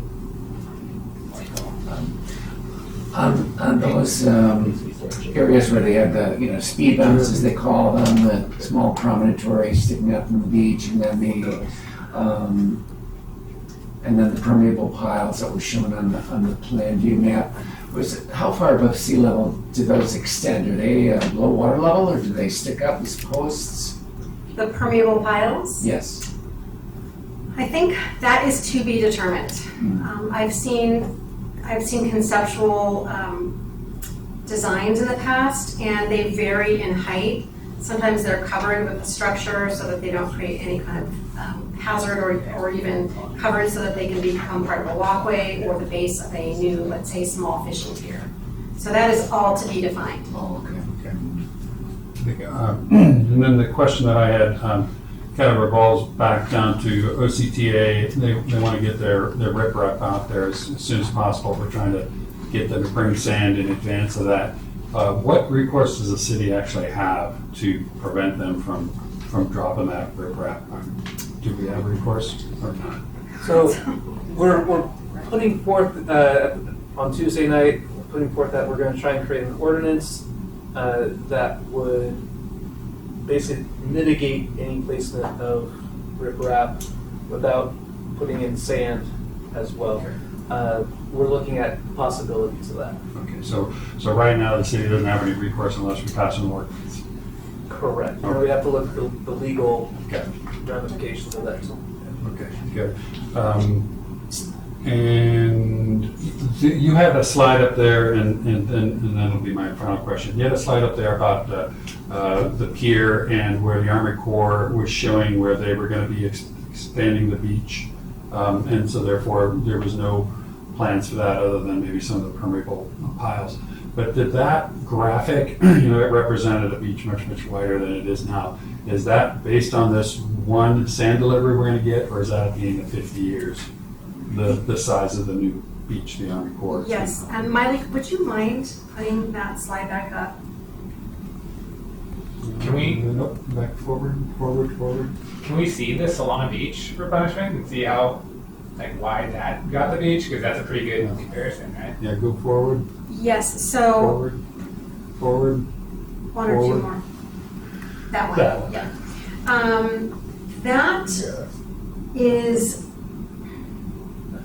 That's not going to happen with this one sand delivery. 250,000 cubic yards is a lot. That's 250,000 cubic yards isn't actually that much. yeah, I feel like that's more of the equilibrium profile, because the beach template is only 50 foot wide with a seaward slope of 10 to 1. So Alright. I feel like that might be what it looks like after placement. That may- After placement of 50 years worth? No, not after 50 years. But the project will repeat, so it's currently on track to repeat every 5 to 6 years, depending on the results of shoreline monitoring and how well the beach fill is performing and what other measures we've been able to implement. Yeah, so I just, pictures tell 1,000 words, and this graphic maybe not yeah. tell So exactly what we expect to get after the work been done. So especially in being able to communicate to city council, don't know whether that's actually going to represent the beach or how much of that will actually be submerged and how much of that reflects actually new beach. But just a comment. Just a quick comment on that. So Solana Beach has published a photo of before and after. They're 250, I think they got the same amount, right? They received 150 foot wide beach, 700,000 cubic yards. Okay, so that's 700,000 cubic yards. And then Montauk recently on the East Coast in New York, they got another beach replenishment. So we have size comparisons that we can take kind of like what it looks like. That was 700,000? 700,000. Okay, that's why it looks so amazingly They're- big. yeah. Those are the only questions that I have. Any questions? Tenth. Thank you. Thank you very much. I just had a comment that it would be, a lot of these suggestions that the consultant has made look very interesting, and they reference that they have worked on at least one project in Australia and installed some of these features. Could we ask them to incorporate into the presentation some actual before and after photos showing what the installed features look like, and more importantly, whether they've really been successful in accumulating sand or reducing the rate at which the sand is disappearing? Yes, I can certainly pass that message on. And just one caveat here is that there have not been a lot of new coastal structures in California in many, many decades. They're not that easy to permit. They're not impossible because they are allowed under the Coastal Act, Section 30235. Yeah. But they are not easy, and most cities have given up before they got to the end game. So I'm not sure how many before and after photos in California. Maybe there are none, and if there aren't, that's good information to know. That because it does seem like there's a fairly high level of uncertainty about how effective some of them will be in our particular application, and so I just think if that's true, we should go into it with the eyes wide open and hope for the best, and but know that it may possibly not be quite as effective as we hope. So. There will be. And that's why they're doing it in stages. That's why they're doing it in stages, and there will be physical modeling. There are several coastal engineering models that will be utilized to predict how the shoreline will respond to the structure, and then we would also propose physical modeling in a lab. Yeah. Okay. And that's part of their budget. That's not part of the current phase of work, but that would be a next phase of work. Okay. So this is really, let's refine the concepts. Let's come up with what the community can get behind. And then that would be the next phase. We would do additional design work, environmental review and permitting. Yeah. And then construction. So the next thing that we should expect from our consultant, Moffett Nickel, right, is a draft design document, a memo. Correct. Yes. That basically incorporates the comments Yes. that we received from that last public comment period. And then is that going to be out for public review, or is it just going to be presented? That will be out for public review and comment, and I'm expecting that May, June timeframe. So we'll do 30 or 60 days of public comment on that as well with a presentation, and then we'll take that feedback, go back to the drawing board to fine tune, and maybe there'll be some new concepts, maybe some will drop out, and then we'll package all of that up into a full report, full feasibility study. How does the subcommittee supposed to interact with the project? Like, what's the ideal path for working with that? Because that's sand retention. Let me think about that, but I think at a minimum, we could probably have a meeting and share with you the memo and get some feedback from you. Yeah. Is that something that we would want to agendize or have it recorded? I mean, because I think the committee would really appreciate being able to get a report directly from. What comes out of our meeting, right? Yep. Sorry? Whether it's recorded or we report, or whoever's on the subcommittee reports it. Yeah, okay. All right, I understand. Recording's easier. I'd rather not record it. No, I'm just kidding.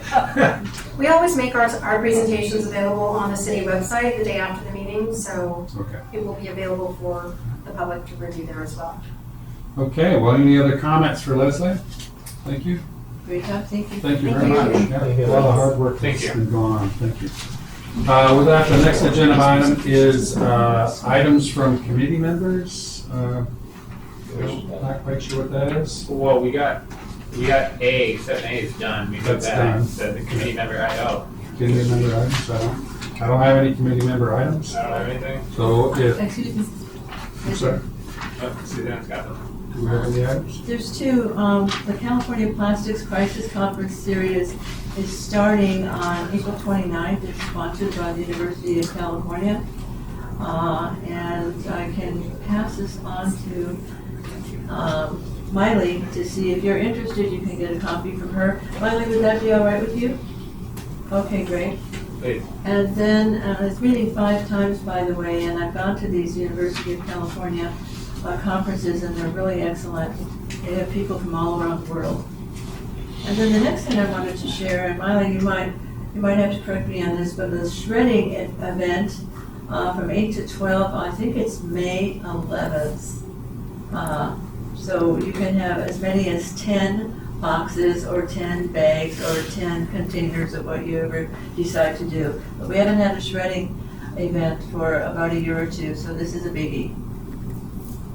And if that date is incorrect, I'll let Miley go. But Wait, right what now, is the shredding event? Like for paper black? shredding, Oh, paper shredding, okay. Document shredding. document shredding.